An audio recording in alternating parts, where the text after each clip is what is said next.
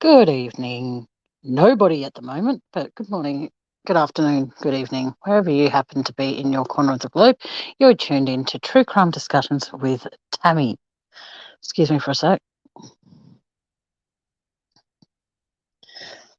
Anyway, as I was saying, no one's in here at the moment, so I'm just going to ramble on incoherently until people start coming in. Tonight is all about Q&A, so you can ask me questions, and if I answer them, I answer them. If I don't, I don't. You can ask me almost anything, just nothing too personal, because as I said in the pinned comment, I reserve the right not to answer too personal questions. But you can ask me questions. You can ask me how I got into true crime. You can ask me anything you like. But there is something else that I would like to talk about before I get into the Q&A. It's been brought to my attention that I am not doing enough true crime, but I have been for the last few lives. And these Q&A lives will be happening sporadically. So very rarely, but they'll be happening. So it's a time for the subscribers to give something, back in a way, or maybe able to give something back to the subscribers and answer questions that they want to know. I'll start off with saying I'm female. I'm 41 years of age. I don't feel it. I don't want to be 41, but I am. And I live in Adelaide, South Australia. So there, yeah, and I'm a Gemini. So there are some questions that might be asked, but people might not want to know that. But if you didn't, sorry, but if you did, there's your question answered in case you're going to ask that question. One of those questions. Yeah, I don't really know what to talk about while people aren't asking questions. So I am going to just wait a little bit. So if people want to come in and ask questions, they can. Hey, Bluebird. How you doing, sweetheart? Like I said, tonight's all about the subscribers getting to know their creator that they listen to, get to ask questions, get to know a little bit more about me instead of me just coming out and telling you about me. It's easier just to answer questions. So I'm prepared to answer anything. And if people ask a question, like I said, if that is too personal, I do reserve the right not to answer it. I'll just say, I'm sorry. I'll read most of the questions out loud, obviously, and then I will answer it to the best of my ability. And if not, yeah, it comes down to that. I'm leaving it up to the subscribers to ask questions. So feel free to ask whatever you want to know about me. If I answer it, awesome. Yeah. Ask anything you want to know. So while you're waiting, I shall most probably do a little countdown. So here we go.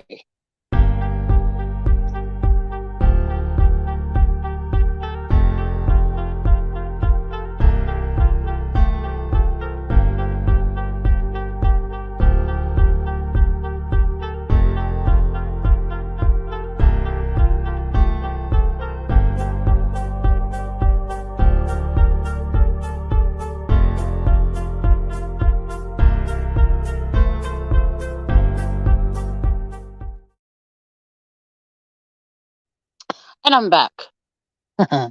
Welcome to the two new people who came in and didn't say a word. Hello to you. But like I said, tonight's all about Q&A. So ask whatever you want to ask. Well, anything really. Like I said, I'm an open book. Certain parts of my life I'm not because, it's not for YouTube and it's not YouTube friendly. So I have to be very careful. So when you ask questions, please make sure that you keep that in mind, that some questions you ask, meanwhile they're appropriate, they might not have an appropriate answer. So yeah, feel free to ask anything you guys want to know about me. It's all good. And like I said, I'll be doing these lives now and again. But for the last 3 lives that I've done this week alone, I think, and a bit of last week, I've been talking about the Beaumont children. I will be talking about that a bit more later, probably. Let's see how we go. If people ask questions, then I'll just be too busy answering questions. So, but yeah, like I said, feel free to ask anything and it's okay. So, oh, God. Sorry, my brother's sending me messages because I'm asking him to join me on panel, and he won't. He's being a little snob, but I love him to bits. Is there any question for the three people that are in here? Do any of you have a question for me?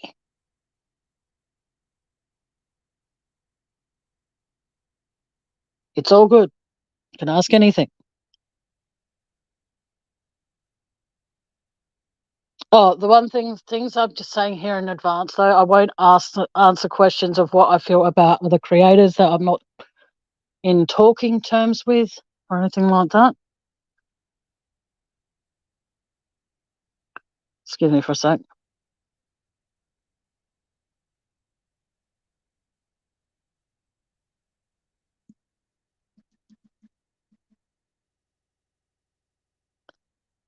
Yes. So there are three of you in here, and apart from Bluebird saying hi, none of you are saying anything. That's completely fine. Okay, well, while you guys are thinking of questions, here we go. Hey, Jody, welcome, sweetheart. Welcome to you too, Bluebird. I forgot to say welcome, sweetheart. Sorry. But like I said, tonight's all about what you want to know about me, get to know who I am as a person, instead of just me rambling on incoherently. It's easier just to answer questions. So please feel free. I don't mind the questions. I am prepared to answer whatever you guys want to throw at me to ask me.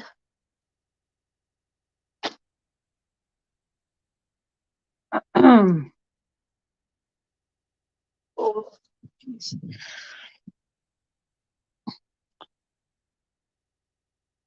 oh, sorry, I'm just getting comfortable and warm in bed. Hey, Bubsy, how you doing, sweetie? Oh, sorry. It's very, very cold here tonight. I'm freezing, so I'm hopping into my bed where it's nice and warm. Hey, Ara. Hey, sweetie. Yes, I'm back. I am doing a Q&A so people can get to know me, and I thought it'd be a good opportunity to do that. Well, there you go. My brother's not joining me tonight. That's cool. But like I said, if you've got any questions, please feel free to throw them at me. I will answer them. Hang on. No, hang on. I'll figure something out. Hang on. Okay, that might be better. I don't know. I'm not sure if it's you, Bubsy. I'm not sure, man. I don't know.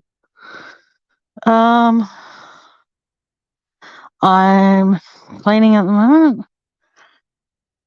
Oh, excellent. Happy 50th. Okay. No worries, Bubsy. Oh, sorry. It's just so fucking cold here. Well, you asked a question, Bubsy. You're the first one that asked the question. Or is it me? Yeah, but like I said, okay, I'll talk a little bit about me, and if there's questions that come at me, then I'll answer them as they come. So that way I'm not just doing awkward silences. I got into true crime at a very young age. I was always like, there used to be this TV show when I was a kid, and it was part of this TV show called Couch Potato, and they had this segment or little offcast bit, and it was called Ghost Rider. And they wouldn't expect, like, inspect murders or anything like that. No, because it was a television show. But they did things that they did some investigating, and they solved crimes, they solved mysteries and all that sort of crap. I'd never read Nancy Drew at all. And as far as I'm aware, I never did. And so, yeah, I just got into looking into true crime as something that would be fun to do. That's better, is it? I'm glad. Oh, it might have been me because I sometimes put my phone on my blanket and I forget that the mouthpiece is like underneath that. So Excuse me. But yeah, I got into true crime as a at a very young age, trying to solve mysteries and stuff. And the first crime I really invested in to look into and listen people talking about, and it's going to sound really bad to say this, was the Chris Watts case. That was one when I thought that I had a flair to talk about crime and all that sort of shit. And my channel isn't just about true crime either, guys. Just so you all know that I can talk about conspiracy theories. I can talk about mystery deaths and all that sort of stuff of celebrities that we're supposed to believe that was suicide, them unliving themselves and stuff like that. Was it that, or were they in fact murdered? A lot of things I would like to be able to go forward with my channel, but I don't know because I've got to be respectful of the few that I consider very close friends on here. I've got to be very careful because the last thing I want to do is upset them. So I've got to be very careful with what I do discuss on my channel. So,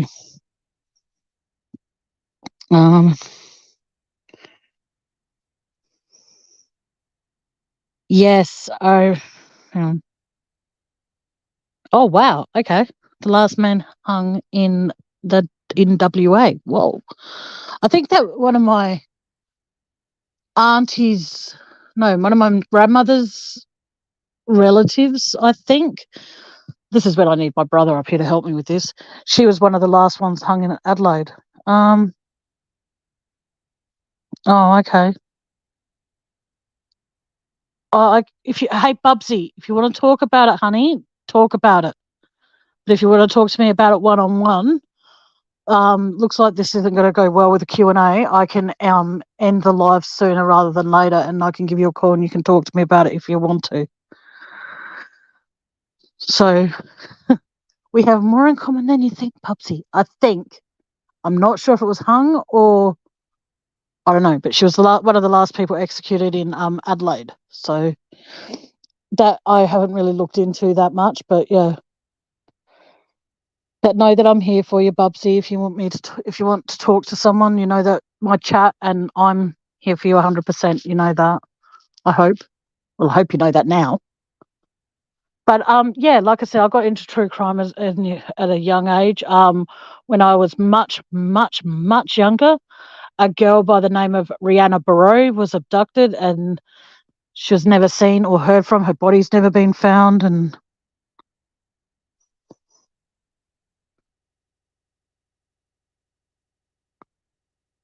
um, oh, okay, I think I know what you're talking about. Yeah, I'm here for you, Bubsy, 100%, honey. But like I said, you know, it's interesting how when you look at this is me talking true crime, so I'm giving people what they apparently they want to hear. But when it comes to true crime, it's very, very hard to be able to, for me personally, how people out there can put people on lie detector tests on those shows like, you know, the Steve, when you said Steve Harvey, I'm going good. The Steve Wilkos show, the Jerry Springer show, may Jerry Springer rest in peace. Ricky Lake show, a lot of those kinds of shows, they could do lie detector tests. But when it comes to like the true crime side of things, apart from, you know, they do put people on lie detector tests and all that sort of shit. But I personally think that if someone is being imprisoned for something they've done, what needs to happen is those sons of bitches need to put, okay, no worries, awesome, Bubsy. Those themselves need to be put on lie detector tests themselves. Now, if I highlight your comment at any point, anyone's comment tonight, please don't think I'm doing that to call you out or anything. It's just so because sometimes people do write like a lot and it's very hard for me to be able to read it. So if I highlight your comment throughout the night at all, it doesn't mean I'm calling you out or anything. It's just so that way it's easier for me to read. Okay, so heads up on that. Or if I'm answering a question, I'd rather have the what do you call it? The comment, yeah, the comment. I'm getting there eventually. Is actually there, so I stay focused on that question. Okay, so don't think at any point if I do that, you know.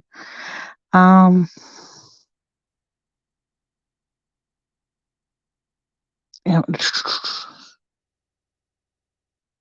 Um, oh wow.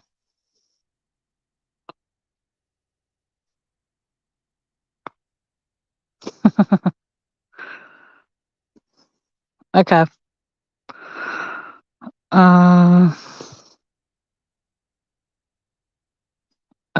sorry, I'm just trying to make sure I'm reading that part. Okay, I don't know what that is, Bubsy, but yeah, it's just. And when police do investigating on things, I'm sorry, but I personally think it's really sad how there are some police out there who rather believe, say, the perpetrator than the victims. That's what also grinds my fucking gears like there's no tomorrow. And also what got me into true crime is a lot. Oh yes, I remember the Memphis 3. Yes, sorry, I remember those three. I think Johnny Depp helped them get them out, and it turns out years and years and years and years, and I'm talking years, guys, after they were wrongly imprisoned, it turned out that their DNA was not even found at the scene. They weren't even near the scene at the time. And these people, as teenagers, were imprisoned and supposedly going to be, I think, one of them was going to be executed, and the other two were in jail for life, or all three were going to be on death row. But Johnny Depp and the Dixie Chicks and all of that got together and proved that they were actually innocent.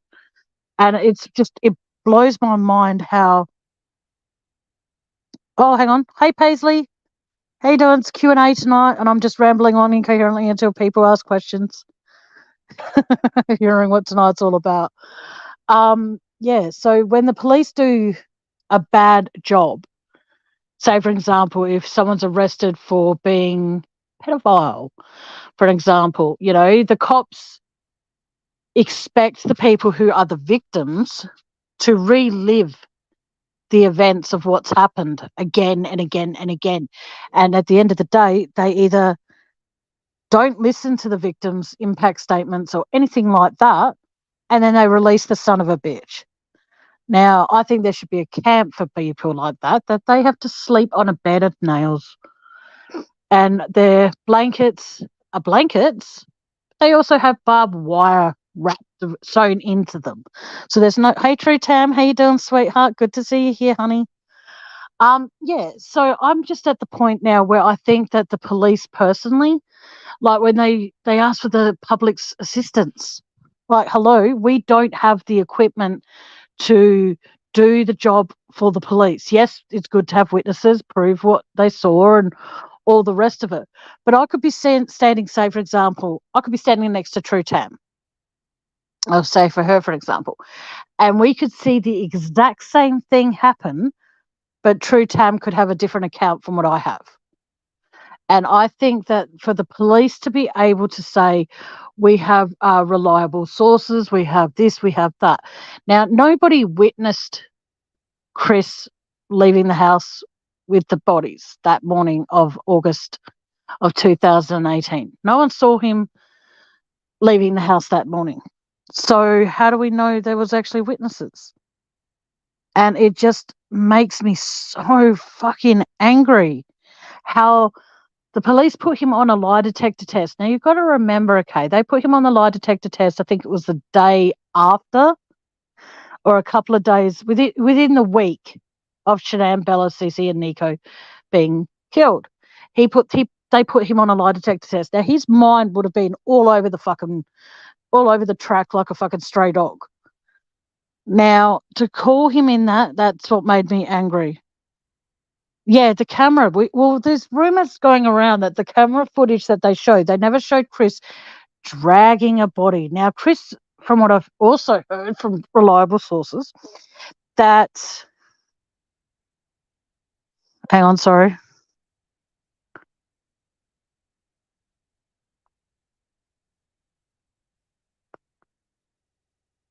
Okay, hang on a second.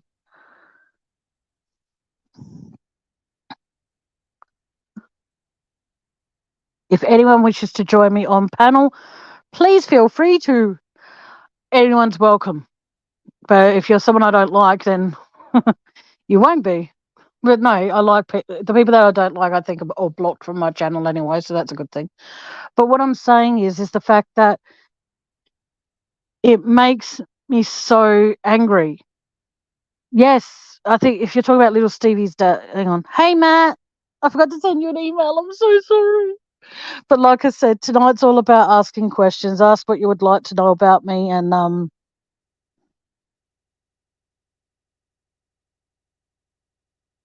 yeah. Well, I don't believe. Okay, this is going to get me in trouble. I'm prepared to take the hit for it. I personally don't think Chris had anything to do with what happened. I think that when he left for work that morning, he was telling the truth when he said, when I left the house, Shanann was in bed, so were the girls. And I think that by his statement saying, as he tucked his girls into bed, he thought to himself, that would be the last time I was going to tuck them in. Because I believe in my heart, now my heart's normally steered me in wrong directions. I think that he thought that because the next day he was planning on leaving Shanann. I don't think he was planning on killing her or the girls. Or in retrospect, by killing Shanann, he killed Nico. I don't think he had anything to do with it. Now, and if you want to hear more about the Watts case as well, guys, please tune in to True Tam when she's live, because she is what she talks about when it comes to the case. Like, she is phenomenal.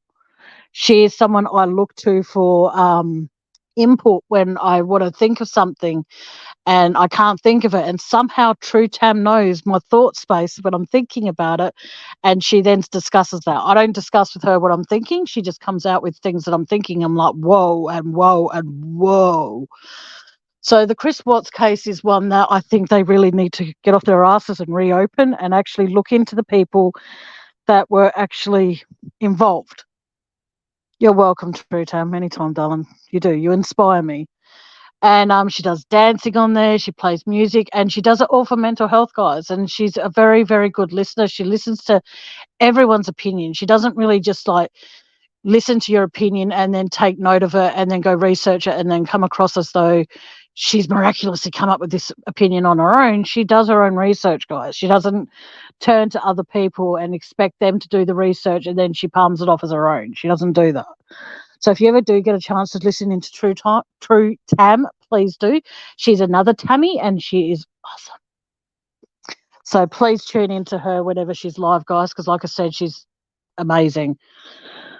And then there's Mia and a few other people that I can't think of their freaking names that are still at time. Like Mia isn't discussing the Chris Watts case at the moment. True Tam is, and True Tam is very thorough in what she does. She doesn't just go on a topic, play a video, then talk all the way through it, or stop and start it to have an opinion. She'll play a fair bit of it, and then she'll pause it, and she'll allow her chat to have an opinion.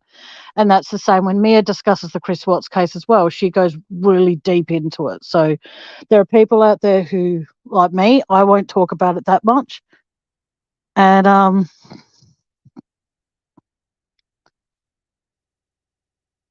hang on a second. Um, oh, well, True Tam, can you pop up and talk about that or not? Yes, thank you. I was just going to say that. Considering that Shanann was supposedly, I hope this is okay for me to say, True Tam. Considering that Shanann was supposedly, now when I say supposedly, it proves in the autopsies that she wasn't. But they're saying that Shanann was killed on the Monday morning, okay? And then taken out to Survey 319 and buried that day. I don't believe that for a second. And the autopsies prove that she was in, what was it? Early stages of rigor mortis. Now, if she'd been there since the Monday, keep in mind, guys, it was summer or hot weather at that time. If she'd been under the ground, she would have had insect activity, and I don't believe she would have been in early stages. I think she would have been in full rigor mortis by the time they found her on the Wednesday. So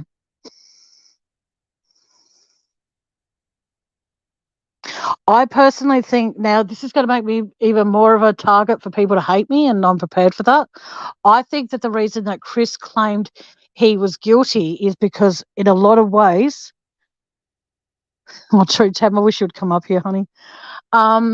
I think he claimed he was guilty is because so many people made him feel as though he was. So, like, for me personally, like, I get called stupid a lot. And it's only been in the, like, say, the recent, say, as early as, say, 6 months that I'm starting to, when people call me stupid, I want to tell them to fuck off. You know what I mean? So I'm trying to deflect and push the negativity away from me. So I think he was drummed in his head enough that he had done it. And I think that said he was guilty is because he thought, well, hey, lie detector tests are supposed to tell if I'm lying, but at the same time, it was overheard saying that he passed. But let's see what else we can get out of him. Now, whether that's true or not, I don't know. But I think he did it to protect his family.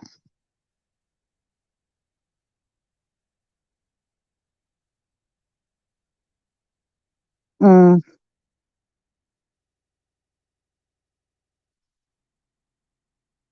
And he did it to protect his family. Hey, where did I see that name? Kitty Witty, hello. Um, okay, has anyone else got any questions? I love this chat. Everyone's being so nice to everybody, and I love it. I think mine's probably one of the nicest chats around, eh?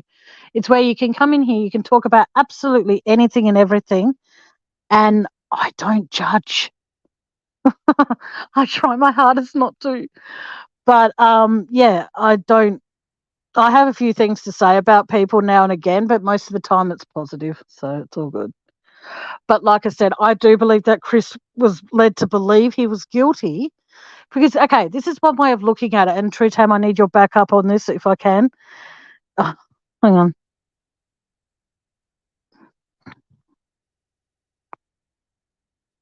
Hang on.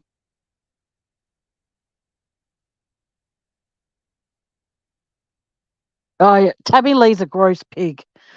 That detective. She should have herself demoted and put in something like a cell. But no, I think personally that when it comes to the Chris Watts case, like I said, it's just that was so. Oh, yeah. Yes, True Tam, I'm sure. Because that way you can help me with some of these things that I'm trying to answer that I can't answer. It's entirely up to you. You can come up if you want to. You don't have to, but it's up to you. I just think that if I've got you here to help me out with the Chris Watts questions, then awesome. And then plus we can do TNT, Tammie and Tammie, you know? It's all good. It's up to you, honey. All right. I'm not going to force you to come up. It's the same with anybody. If anyone wants to come up, you're welcome. If you don't want to come up, don't come up. It's all good. I am not phased either way. But no, when it comes to the Chris Watts case, like I said, if you get told something enough times, you're likely to believe it. Now, when Chris left for work that day, okay, I thought I already did that. Okay, hang on. Give me a sec. I've got to post it again. Oh, shit, what did I just do? Okay, give me a sec. Okay, link has been dropped.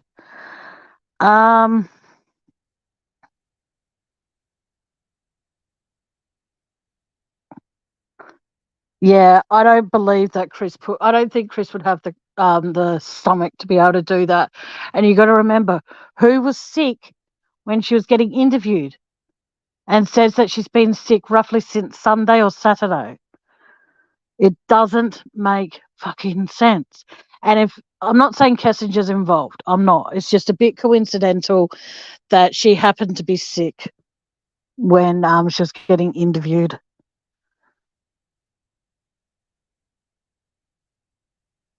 I think he just said that he was guilty to protect his family and in a lot of ways to protect Shanann's family because if someone was out there killing his... Oh, hang on. Sorry, Two Tams backstage. Hello, my darling. Good morning, beautiful lady. How are you? I'm good. How are you? You sound perky. Oh, not at all. I It will is. always have you on my panel. You're a sweetheart and I adore you. And you share my Oh, name. So, you know. well, it's a Tammie thing. Exactly. Welcome to my panel. Well, thank you for having me, lovely host. They're very, very welcome. I was going to do a Q&A, but we might as well talk about Chris Watts for a bit, then I'll go on about the Beaumonts later. Yeah, no worries. Again, I just popped it. What was it that you needed help with? Okay, what I needed help with is if now I'll ask you this, and I don't mean to bring up anything that's going to upset you. So if I do upset you, I apologize in advance. No. Do you think that if you get told something negative enough times, your brain has that brain set that that's what you are? Like, for example, Chris got told countless times, "You killed your family. You killed your family. You killed your Yeah, family." yeah. And so do you think that his brain started to think, well, hang on a second, maybe I did kill them and Well, maybe I did do all those horrible things, because I don't think he's responsible for all 4 murders. I don't. no. Um, and again, I only hold that firm because of the people I've been able to make guilty in this, yet I cannot tie anything to him. Yeah. I can't tie anything digitally to him. I can't put anything physically to him other than what was presented for us to absorb. Does that make Yes. sense? Yes, it does. Yes. Okay. Because in that video of Chris loading his truck, which people say, oh, it's not from the right night, it's from a different day. You have to think of all the factors that need to be messed with in order for that video to be from a different day. Mm. Right? You have to make sure Chris does not go on the trip with her. You've got to make sure it's Atkinson coming home with her. Now we know Atkinson didn't go on a lot of trips. Exactly. Right? Now you've got to make sure Nate's timestamp matches Chris's timestamp. You got to make sure that Shanann's watch, her phone, Chris's watch, Chris's phone, the Wi-Fi and the router, all in the Watts home and the alarm system, all have to say the same thing. Yeah. So, yeah, you can mess with Nate's footage, but you can't mess with the other factors. Well, I just find it very sorry. Go on. No, I was just going to, do you understand what I'm saying, though? Yeah. Right? But Because the thing we I know. don't get, though, sorry. No. We know that we know exactly when Shanann connected at Dunbar Airport, or sorry, Arizona Airport. We know exactly when she connected to Denver, and we know exactly when she connected to the router at the house. You can't change all of that in the Watts house to match Nate's video. True. Never thought of it that way. Right? Like you'd have to be able to mess with all of the electronics at the Watts. But wasn't his Wi-Fi or his router turned off at some point?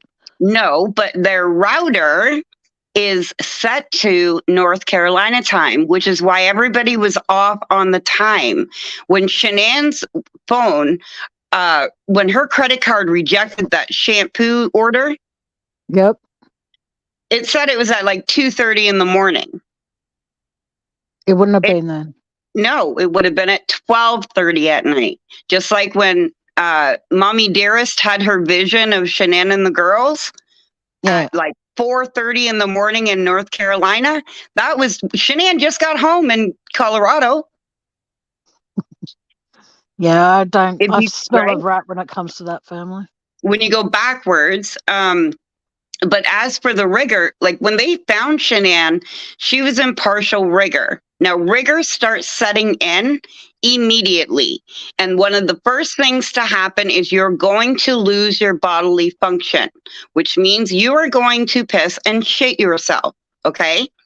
Yep. And other than being graphic, it's the only way I can describe it for people to finally get it to understand. There is no physical evidence in that house that anything happened to anyone. Exactly right. Okay, Chris has given us 2 confessions, yet neither time can the killer get how any of them died right.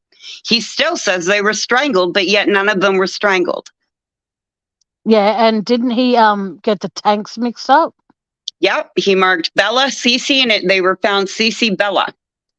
Yeah, that's what I've always confused me. Like you think you would remember that kind of information even if your mind wasn't, if you're in astroplane, you'd still know which. This is the hardest part for me. is Chris is a confessed killer, right? Yep. Confessed. How come he knows every single thing he did to this day, but does not know how his victims were killed? He got it That's wrong very twice. true. 2 different times he's gotten it wrong, but he's confessed. Now, And he the thing told is, them for Mhm. over 6.5 hours, I did not hurt my girls. I did not hurt my wife. And if you listen to the beginning of that polygraph, Tammie lists off about 50 reasons why this test will give you a fail. Chris never even should have been asked to do it, especially the day after they went missing. Yeah, that's what I was saying before you popped up here. I think that was in very, very poor taste. Or 2 days, sorry, 2 days. They Yeah, went 'cause it missing Monday morning. They did the autopsy Wednesday morning. Yeah, now the thing that confuses me now, I'm not sure if this is a valid reason to be confused by it, but when Chris left for work that morning, on the Monday morning, he Yep, said that the kids, or the girls, sorry, and Shanann was still in bed. yep. Hang on, someone else is backstage, sorry. No, No one else is backstage. I thought someone else was backstage. That was weird. He said that the girls and Shanann was still in bed asleep. That's fine. That's good. Whatever. But the thing is, though, when he came home from work that day, when the cop's knocking at the door, he goes, "Hello, police! If anyone's there, make yourself known." The yep, thing that confuses me, Dieter was when Chris finally got home. Dieter was in a cage, yep. all right. But yet, if Shanann and the girls were still there, why was there a need to put Dieter, I nearly said Beta, but Dieter in the cage? But yet, when he went for the lie detector test, now if he thought he was guilty and there was no chance in the world that he was going to return back home, why was Dieter found running around the house like a stray dog on a racetrack? Well, you see, That's, and this I was able to get answered by Chris directly. yeah, Dieter was the morning routine was Chris got up, he'd yep, go downstairs, he'd let Dieter out back to go to the bathroom, let him back in, feed him, and leave him out. yeah. So the chance of the infamous shadow being Dieter that ran out that morning is way more probable than Chris only picking up one of 2 daughters to put them in the truck. Yeah, I don't think they went in his truck, and if they did, it They wasn't his weren't. truck who drove home. They weren't. And we know that without a shadow of a doubt because 3 different cadaver dogs told you that. Exactly right. Nobody died in the house. Nobody was killed in the bed. Nobody was drugged down the carpeted stairs, and nobody went through the garage.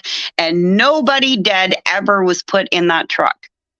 Exactly. I always thought to myself that I think her name was Betty, the neighbor Yep, on the other yep, side of them. yep, She was saying that when she went to the gym every morning, but yep. that particular morning she went to the gym late and she looked up and she said that she saw the back of Christopher's head. Now the thing I don't get though is that Chris would park in front of Nate's house. All right. Yep. So how would she be able to tell at 5:30 in the morning? I'm not saying this to sound like I'm pointing out something that sounds stupid, but by looking at the back of his head, that could have been anyone's back of head. No, But how 100%. would and the thing I don't understand is how would Chris then just, because he would just like park down a bit from his, then reverse in. So how was she able to see the back of Chris's head that morning at that time of the morning when there were lights all around and stuff? But Chris wouldn't have Yep. had to drive down to hers and then from her place back to theirs and then reverse. Well, He would have had to just drive down a bit past their driveway and then reverse that way. But Chris there's is my seen question reversing a for different you. direction. There's Yes. my question for you. Yep. We know Chris went towards Betty's in the dark to get the truck, right? Mm-hmm. Uh-huh. But yet we know when Shanann came home, the truck was directly in front of their front door. Very strange how it got moved, hey? So how did the truck move from 10 to 2 in the morning until 4:30 or 5 when he went out? That's why I've always thought to myself that Chris drove a different truck home. Chris drove his own truck home on say that Friday, Mm-hmm. and then say over the weekend or on the early hours of the Monday morning, someone else came and put a different truck there. So that way, if Chris ever had his truck inspected or something like that, because I believe they all had the same truck and all that sort of Yep. shit. So Yep. what But they're happened is, numbered. But they are yeah, numbered. yeah, but the thing is, though, that can that change at all? Like, do they have proof Oh, that it was actually Chris's 100%. truck he drove to work on Monday? But what's more likely is the fact, because when they're assigned trucks, like I used to work at a construction company and they own a fleet. So whoever is assigned that truck, they have to sign paperwork just like they bought the damn thing. You know what I'm saying? Oh, okay, yep. And they're numbered. And they're numbered so that when parts have to be ordered, they know what truck it's for, what truck it gets billed to, etc. Not the person driving it, but what truck it's allocated to. But what a lot of people don't realize is when there's a fleet of trucks like that, they all have the same fob. Mm. So the same key button will unlock any one of them. And they do that specifically. So if they're out in the field and Chris got locked out of his truck, Yeah. because again, it's illegal for only one person to be on a job site, period. So why was Chris out there alone? And why was Troy out there earlier than anybody on the Monday morning? But then late for work. Exactly. Yeah. Why? I just don't understand this. This case still makes me mind boggle. Oh, they're saying, sorry, Bubsy's asking, didn't he move it? No. Chris was No. supposedly asleep at that time. Remember, we don't have Chris on camera at Chris's house doing anything between 2 and 4 or at Nate's. Exactly. And what activated the camera at that particular point? Like, I always think to myself, was it really Nicole Atkinson that actually drove Shanann home that day? Because I've been trying to find what kind of cars did Uber use in 2018, because over here, I'm pretty sure it's the same over everywhere where there's Uber. You can get like the Ultra, you can get the Comfort or the Deluxe. Yeah. And it's interesting how you can choose which kind of car you want to get. And 9 out of 10 times, if you get just a normal car, then you get a good, comfortable car. You get the Right. next up, then you get like a more expensive laid back, because there's no evidence to prove that that was Kessinger's, I'm going good. Atkinson's car that pulled in the driveway that morning. There's Right. no proof apart from the fact that it was a Lexus, so automatically it must be Atkinson's car. Well, And her the car fact isn't that, her car was way from a Lexus. Hers, she never went to get her car. then how do you Remember? explain the white car in the driveway? Excuse me. No, remember how she won her car bonus when they were in San Francisco? Yeah, that's right. She did too. Yes. Right. Now, the other thing that people seem to forget is she was at Shanann's house when the infamous doll picture was taken, by her own words. Well, there you go. Because Wednesday night, she babysat so they could go get the ultrasound done. She came back Thursday to bring, whether it was a boy or a girl, because Shanann decided to cancel the gender reveal. So she came over with poppers and whatever so they could celebrate with the girls. Remember, she said that. Mm. That was the morning the doll picture was taken. So who actually took the picture? Was it Shanann or Nicole? It was off of Shanann's phone. It's in her numeric sequence of pictures. Now, so could by Shanann trying have to put palm her it off to phone Chris, they down fucked and up. went upstairs and Atkinson took her phone? Possibly. Or Shanann took it and really was like, what the hell is this bullshit? You know what I'm saying? Yeah. Well, they Because- tried to blame it on Chris, don't forget. And Chris was at work. They were in North Carolina all day Monday, all day Tuesday. They flew home late Tuesday night. He was off Wednesday. He worked Thursday and was off Friday because Shanann left for Arizona. And he hadn't been alone with the girls yet on his own. So when would he have taken it? And the picture shows you what day and what time it was taken Mm. in her phone data. Hers. She had almost 300 pictures more than Chris. I just don't understand why, people. Like I said, I don't think Chris did anything. Well, again, and even at the beginning, I never said he was 100% innocent. Yeah, you didn't say. Sorry, you did say that. You didn't say he was guilty at all. right? But the thing is I can't tie him to any of the evidence. None of it. Yeah, Not exactly. Like even garbage bags that were found at the scene, the fingerprints found on there didn't don't match match. Tris, didn't match Shanann. Nope. And I And like find I like said about the rigger, Shanann being in any rigger is scientifically impossible. After 3 days in the heat in a shallow grave, there's no way that woman would have had even flesh or muscle left. now here's a question I do have to ask, and I'm gonna please don't think this is a dumbass question. No, All there's right? never a dumb question. No, dumbass, okay. Now if she was buried in a shallow grave, now this is gonna be a weird thing to say. Can deceased bodies get sunburned? Because if the No, reason I I'm don't think so because Shanann had 9 inches of dirt on her. but she would have had some kind of. You can't tell me She would have after had under. some because her Yeah, butt was sticking out according to her family, but I don't believe anything they say. no, Um, neither do but like I said, the lack of decomp, right? Because they I. said Yep, she'd only release rigor in the major muscle group. There were no bug infestation, sorry. And we've seen the FBI footage of the burial site. exactly. And if there's one thing that cops use the most in any murder case, if there's a body and outside, is they're going to use nature. You never saw one scavenger bird, not one hawk, not nothing. Exactly. And you think you would find at least because bugs can go in the ground and all that kind of shit. We've pulled in. Are you there still? Yep. Yeah. Okay. Well, someone else is backstage. I'm trying to figure out who it is. It keeps on beeping me, telling me someone's backstage, but there's no one backstage. Oh, maybe it's because Well, I'm on. I don't. Maybe it no, like no, cross wired with me coming in. It keeps telling you I'm there, but I'm not. you're up here with me. I don't But know. the I thing, can't understand technology myself, so no, it's just like okay. Well, I'm just going to ignore the beeps. If you're going to come up on stage, backstage, come up on panel, let me know. yeah. Tell her first. But I do exactly. So I know it's you. Then I don't have to keep going back and forth to it. The thing that I don't get though, how come like under 6 inches of dirt? I know. Again, this is really probably stupid of me. I'm sure you'll find at least some worms. You know what I mean? At least that. At Oh least God, yeah. something.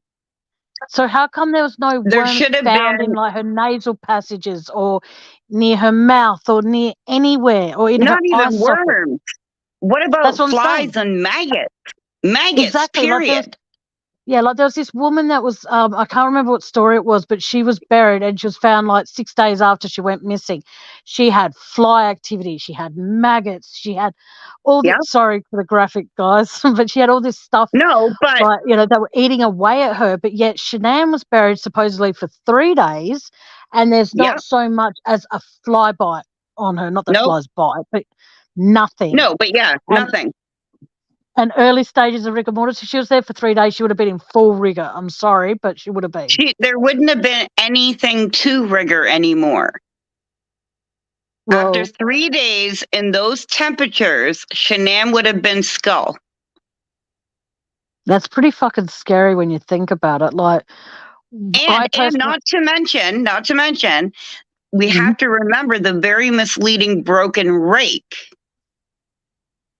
oh yes, Right? Because if you look, like I kept looking at that rake and looking at that rake for like 2 years. And I'm like, it doesn't make sense. First of all, that's a construction rake. They don't break easily.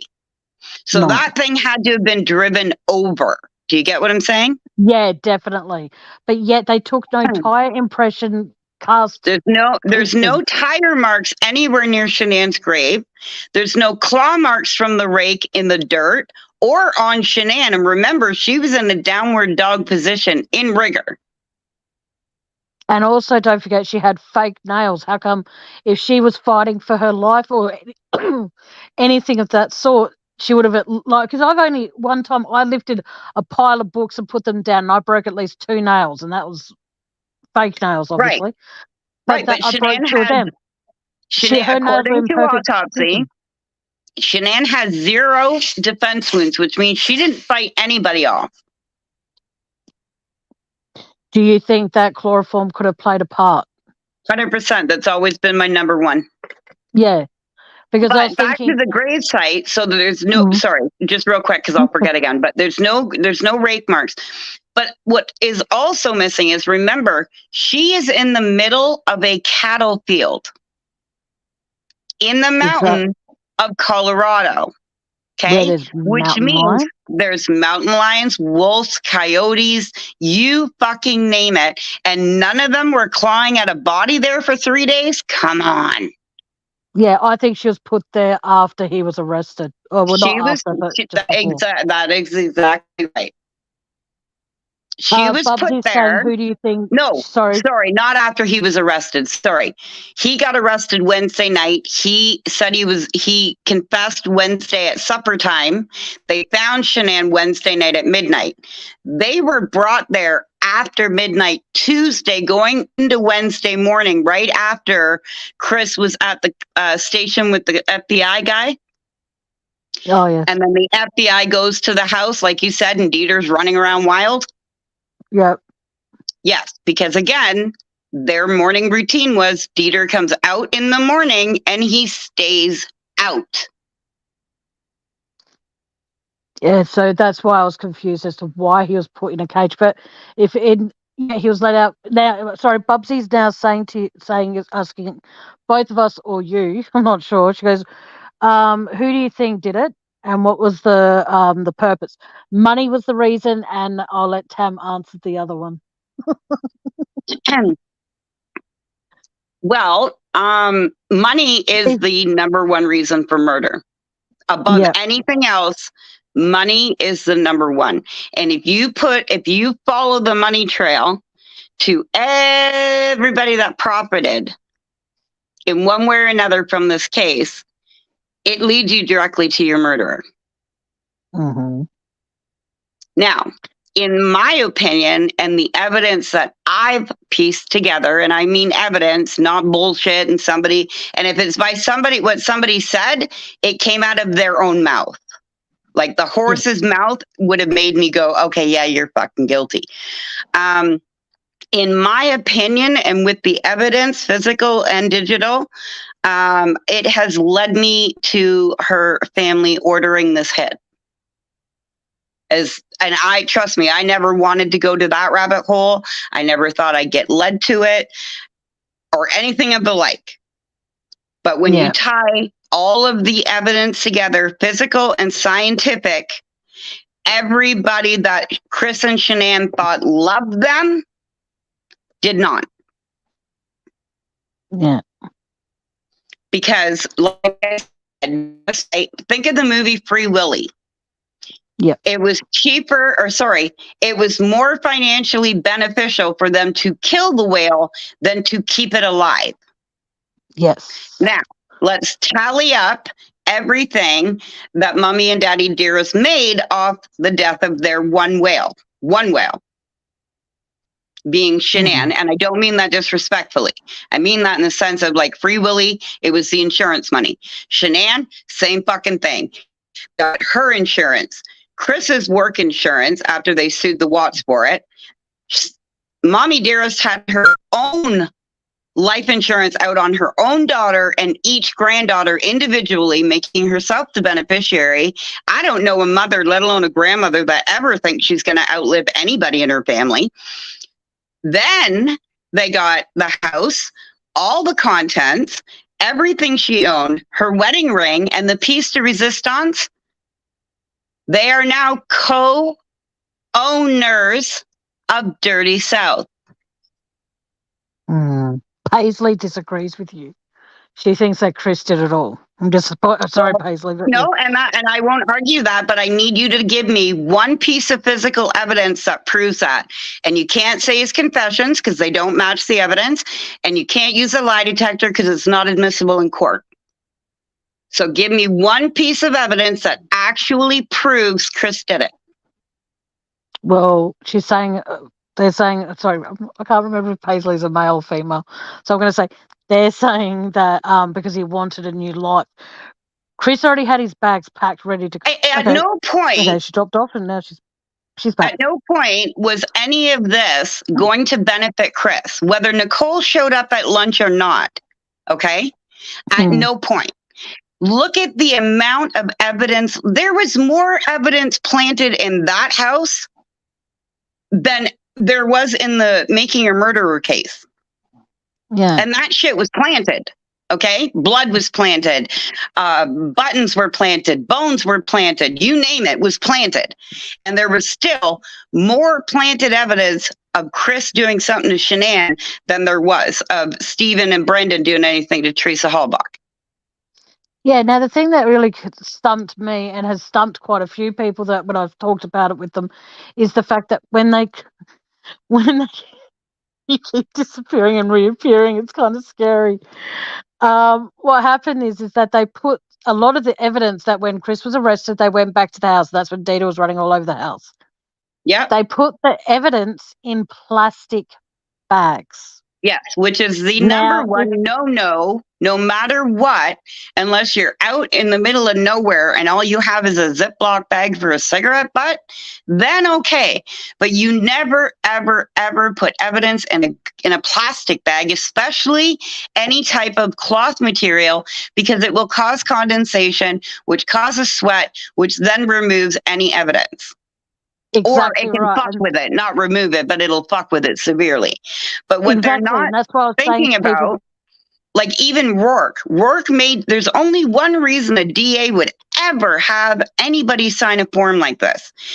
They had Chris sign a form with the plea deal that after 1 year, they could destroy all the physical evidence. He should never have signed that. Doesn't matter. We don't need it. No, what I'm saying is he shouldn't have done that. No, he shouldn't have. But again, Chris has never dealt with the law. He's not a frequent flyer at Club Fed. He doesn't know. He thinks, oh, I'm a good citizen. I'm telling the truth. You know, I can't get in any trouble. And then realizes halfway through, but I'm fucked because they think I did it. His dad comes in. First thing out of his mouth is, I have to tell them I hurt her. They're not going to let me go. Yeah. So we went with the bullshit that Tammie fed him. So really, Tammie confessed the first time. Chris agreed to it. And you know what his exact words in the entire confession were? Do remind me, please, because I haven't watched it for a while. I did to her what she did to my kids. No details, no nothing. Exactly. You think he would be elaborating on it because he'll be like, yeah, right? Well, she did this to my girls, so she didn't what she did to the girls. Well, we supposedly don't 100%. Know what she did to the girls. So, hey, I choked her like she choked the girls, or I hit her over the head like she did to the girls, or I suffocated her like she did to the girls. Right? Then Tammie gives them more. Tammie gives them more. Tammie gives them more. Then the story elaborates a bit, right? Then he's like, well, you strangled her? Yeah. Well, how? Well, with both hands in the front like this. Well, we know Shanann was not strangled from the front, right? Because we know Shanann's got bruising on the back, right? Exactly. But the autopsy still told you she wasn't strangled. There are a lot of times. Everybody still believed the second confession 6 months later. Yeah, well, I still believe I believe he's protecting people, and this is where I'm going to probably be told, Tammie, grow the fuck up. But I think personally he's trying to protect his family, as in his mum, his dad, his sister, his nieces and nephews and all that sort of shit, because he sees it as whoever killed Shanann and the girls. Oh, they're not going to blink twice at the rest. Pardon? Whoever killed Shanann and his girls won't even think twice about killing his mom, dad, sister, her husband, or his niece and nephew. Yeah, but that's what I'm saying. If he spoke out and said... But see, that's where it gets tricky because you can't tell anybody the truth if you don't fucking know it.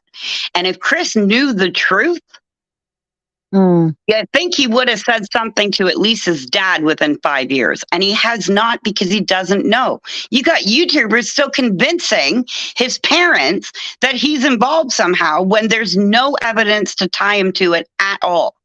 You And want to that's go what by phone I don't records? get Go by though. phone, right? If you look Exactly. at if you look at everybody's phone records and what everybody else was doing when they had you looking at Chris, you would be so sick.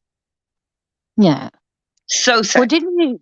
I think you said at one stage that Shanann's mum or her dad or both of them and the son were actually in Colorado around the time this happened. But No, they claimed that they were in North Colorado. Carolina. No, they were in North Carolina. Oh, they were? Okay. Yeah. Because I've said to people, if you want to know how by putting evidence in a plastic bag doesn't work, just get a whole mushroom and put it in a plastic bag for a day or two, go back to it, but at the same time, put a whole mushroom into a paper bag and see which one lasts the longest. And you'll find that, No, like 100%. Tam just said, you look at how the mushroom will sweat, it will lose its shape, it will go slimy, it will go gross. And that's exactly what happens when you put materialistic evidence into a plastic bag. Well, do you remember that news correspondent? She has her own show. Blonde lady, Ashley Bansfield. Not heard of her. Okay. I know you know her. I know you do because she's got her own television show. Like it's like Dateline, but it's not Dateline. But Ashley Bansfield did a whole expose on the Watts case with, I don't even know what this guy was, but he was a professional of some sort. He was the first one that called them on putting the bedding in garbage bags. Yeah. Now, what's really weird is the fact that Ashley Bansfield got fired from the network right after that show. Oh, that's a bit sus. Yeah. Can Now I she's just got a new show on a different network. Sorry, before you continue, I just have to say something quickly to Paisley. Paisley, I know you mean well, honey, but everybody that comes up to my panel or in chat is entitled to an opinion and are entitled to say what they think. And I'm sorry that you disagree with what Tam is saying, but as I've said, every single person that is a guest on my panel or in chat is entitled to say what they want here. There's no holds barred when it comes to having freedom of speech on my channel. I want people to know that they have that here. So I'm sorry if you take any offense to what Tam is saying, but all you have to do is at the end of the day is follow where the money leads. And not, again, I don't want to upset anybody. I'm not here to argue with anybody. And trust me, for 4 years, I've tried to make that man guilty. There's no evidence that makes him guilty. I'm sorry, there is not. And again, my question to you, Paisley, was give me one piece of solid evidence that ties that man to any part of this before, during, or after. And I bet, and I'm not looking at chat because I don't look at chat when I'm on panel. I can guarantee you've said a million other things, except give me one piece of evidence that ties into this. You can't put people in prison because they say they're guilty. You've got to be able to prove it. Paisley's out because she goes, I'm out. I'm not a fan of the R's, but it's crazy. A bit was, well, when you crazy. stretch out the timeline, though, Tam, sorry, I don't mean to interrupt you. When you back up that timeline, okay, I can tie the mistress to stalking Shanann as of August of 2017. August. Then she's hot on Shanann's heels in October of 2017. Then she's back on the internet at Shanann in January of 2018. Now, who moved from Colorado back to North Carolina in 2017? That's right, Mommy and Daddy Dearest. Yeah. Okay? What is the first thing out of Atkinson Jr.'s mouth when the cop says, well, maybe her parents picked her up? Oh, no, she doesn't get along with them. Yeah. Right? Who was Sandy's best friend? Atkinson. Atkinson was Sandy's best friend. Back and forth. They were best friends, not Shanann and Atkinson. But yet, a fun fact, guess who Shanann's play date was with the morning of the murder? Was it with Atkinson? Vincent, I just got to welcome Bubsy up on panel. right? Hey, Bubsy. Atkinson told you. Hi, sweetheart. Hi guys, how you going? Good. Sorry, Yeah, I just good. want to I get didn't this mean. one thought out. If I Okay. don't get it out, my brain won't keep it. But in Atkinson's interview, she tells you herself she was Shanann's playdate that day. They had a new prospect sign up going under Atkinson for Thrive, and then they were going to lunch, and then they were going to look for her car. Lavina just wrote there, but Chris was the one who told the police that the girls were in the tanks. Right, and he got the tanks wrong. Yeah. Now they Okay, didn't sorry. bring him. They didn't bring him 10 different pictures like they do with a lineup, right? They brought him one picture and said, "Where's your family?" One picture. They didn't bring him a bunch, Sorry. right? Chris didn't just go to one job site that morning. We have his geotab data. It shows he was at a bunch of different ones. He was at 2 before he got to 319. Yeah. Tammie, I'm Tam, I'm listening to everything you say. Mm-hmm. But I kind of get where Paisley's coming from as well, because I've personally gone through it myself. Like, I was married to a man for 24 years. We split up and divorced, but we were still very, very close up until 30 years, and found out he was a completely different person. Luckily, it had nothing to do with murder, but it had to do with child exploitation, which obviously cut off from him straight away. And, like, he made me the villain of our relationship, our whole relationship. And this is why I get upset when people villainize Shanann and her Thrive and that, because I did MLM over here to try and get us money, because we were always broke because of him. In one way or another, every one of us has. Every one of us, somebody has sold Tupperware, somebody sold Mary Kay, somebody sold Avon or Alouette, right? So we've all fucking done it. So nobody's got any right to judge Shanann for shit. Yeah. When it comes to that, right? But my thing is with Chris is, I'm not saying he wasn't a dirty dog and cheated. He absolutely was. We know he fucking did. But there's a lot of factors that go behind that. But you can't put him, just because you're a cheater doesn't make you a murderer. And in order to make somebody a murderer, you have to prove it. Yeah. And that's why I'm listening, because there's a lot of things that you're saying that aren't making sense. Because look, I've profiled the most monstrous bloody criminals ever, and I couldn't ever see a father putting his kids into an oil tank. I just couldn't see that. I couldn't. And I may be wrong. That's fine. But I do get where Paisley's coming from, and I see where Paisley's coming from too. As well. I do too. I do too. But like I said, you can't crucify somebody for murder if all they did was cheat. Because we know he cheated. We have proof he cheated. I can prove that. I can't prove he killed anybody. But yet I've got 8 fingerprints and a footprint on the garbage bag that the victim was in that don't match the victim or the murderer. That's a problem for me. Yeah. There's a green lighter in Chris's truck.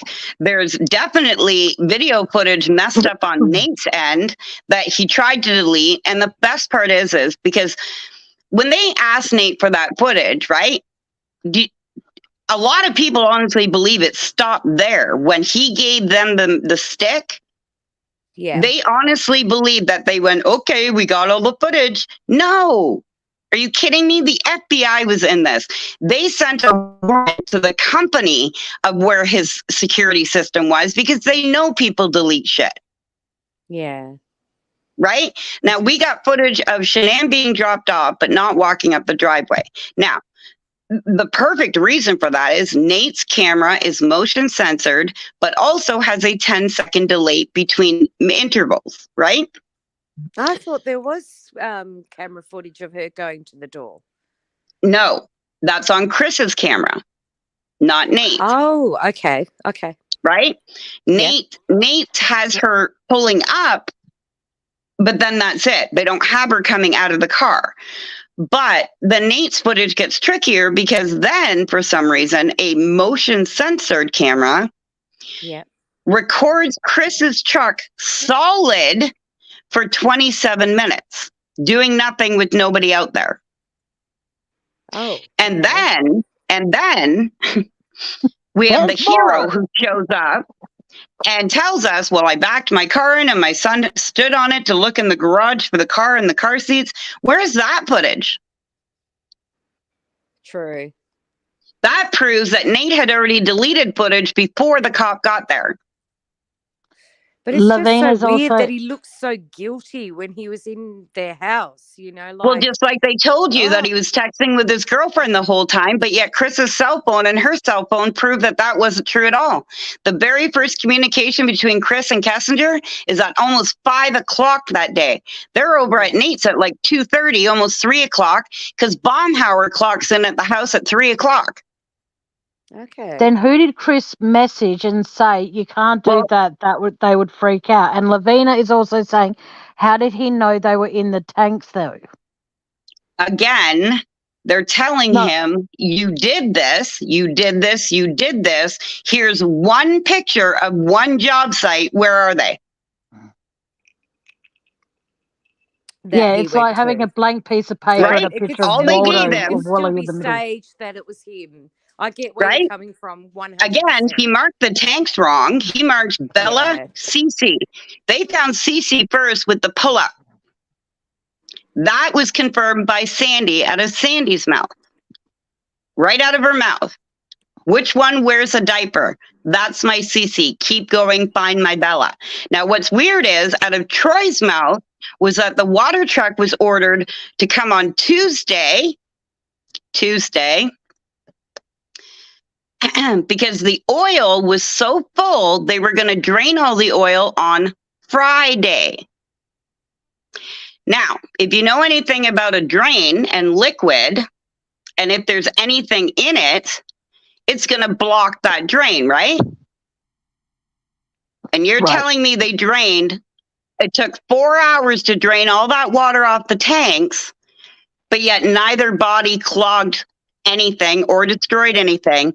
And then when they did drain the tanks on Thursday, Bella's was empty. But yet it was so full on Monday, they needed the water off Tuesday to be able to drain it on Friday. Oh, it's so devastating. I swear, that's so devastating. But that's but how that doesn't even make sense. If both tanks were so full, how come when they got Bella's only had a foot of sludge? Ugh. As well, Kitty Witty is saying, who was Chris texting at Nate's house? At Nate's house? Do you know how many people were texting and calling Chris by noon that day? But the thing is, though, Chris responded with, you can't do that, they would freak out. And that text corresponds with... Yeah, he responded. Right. He responded that to Kessinger, according to him, about the unicorn cereal. If you look at the text, you look at the date, you look at the time. It was not in the afternoon on Monday. Mm-hmm. She sent that to him, I think, on Sunday. Oh, okay, because I thought that text corresponded when he was at Nate's. Sorry. No, when he's at Nate's house. Dive into your channel because it's very interesting what you're coming out with. Very well, and like I said, it's not a theory. It's not me just making shit up. I'm following the actual data, the dates, the times, what they're saying out of their own mouths. Like, the people that are supposedly the heroes in this knew more about the murders before the murderer confessed and knew nothing. Yeah. Like Atkinson knew there was going to be a bedsheet missing. Wow. First sentence out of her mouth in her second interview, by the way. We are not privy to the first one. So there's another key thing, that they were interviewing the hero the FBI was, twice before they even went near the husband. He just seems so guilty. Like he just... Because they want you to make him guilty, because they proved he was cheating. So automatically 90% of the world's going to, well, fuck yeah, if he can cheat on her, he can kill her. But yet he knows nothing about it. He still doesn't know how they died, because none of them were strangled. Not Bella, not Cece, and not Shanann. And Bella and Cece were not smothered with a fuzzy blanket or a blanket of any kind, because their autopsy told you point blank, there are no fibers in either nasal or throat cavity. But yet that's what they're putting out there. 100%. And everybody believed it. Yeah. But when you actually look at the evidence, like I said, when Nate's at Chris's house by that time, or Chris is at Nate's house, sorry, other way. Yeah. By that point, Chris is getting calls and texts already, even on his way home from work, trying to get to the house. He's got calls coming from Meacham in Hawaii, Cassie in Arizona. He's got Mommy Dearest on the phone. He's got Atkinson calling, the cops calling him. This one's calling him, that one's calling him. All these people are calling and texting about Shanann by this point. And if you go back, now mind you, not that I think the R's are smart, because they're not, but if I go way back into my files, I will find the screenshot from Junior, who had actually posted on his Facebook in North Carolina, his sister was missing 2 hours before the cops were even called. Wow. Well, I don't have a good... yeah, I'm shutting up. Especially this Q&A worked out real well. I'm shutting up about the Rouge checks. But, Jesus. And again, it's not a matter of I'm right or you're not. It's not even that. It's like I was on Molly Go Lightly, which is how a lot of people knew my name. And I said it doesn't matter what I think. What matters is the evidence, right? Yeah, exactly. The actual evidence. Yeah. And people were like, okay, the Moscow 4. Automatically, everybody goes, oh, yeah, it was Brian. Oh, yeah, his car pinged in the area. Okay. Well, can you tell me how this nerdy little wiener managed to slaughter 4 people, leave 2 survivors, make eye contact? If he did it, he didn't do it on his own. There's no way. Well, there's that. But how did he get out? Because there's evidence literally pouring out of the walls, but yet there's no footprints, no tire tracks, no blood drippings, no nothing. Yeah. And anybody, like if you go to any murder cases where it's been knives specifically, almost every time the killer will have a cut. What was the first thing that they nailed OJ with? The gloves. The cut on the inside of his finger that he claimed was from a broken glass. Oh, I didn't know that. Yeah, because when you're stabbing, the blood makes it slippery and your hand slips and slides. But I never believed OJ physically did it, period. And here's why. Ron Goldman fought like a mofo, just like Bella did. Bella fucked up her killer. I'm telling you that right now. But yet Shanann and Chris don't have a scratch on them at all. Yeah. Neither one. But Bella fought so hard that she bit through her tongue numerous times. I bit my tongue on the side, just chewing gum, and thought I was going to die, okay? She bit through it numerous times and caused so much damage, she tore her frenulum and upper gum. And you think her killer got out of that without bites and scratches and kicks? Wow. I don't think so. But like I said, Rourke had them destroy all the physical evidence. We don't need that. He has control over the physical evidence in the safety locker, but he doesn't have control over the reports of the companies who ran the testing. Tammie, am I crackling? A little tiny bit. Yeah, no, I'll jump down, but I'll definitely do some research and have a look on your channel too. I've subbed to you, True Tale. Oh, thank you. So, thank you. I appreciate that. But no, my thing is, my channel is a mental health channel. I just want justice for Shanann and the kids, period. But like Tammie's, like with Tam. Tam's a true crime channel. I'm not. Yeah. Right? I only talk about one case on my channel, and it's this one, and it's non-monetized. I do not take any money on that channel at all. So far, I'm still the only one that's never made money off these murders in any way. Yeah.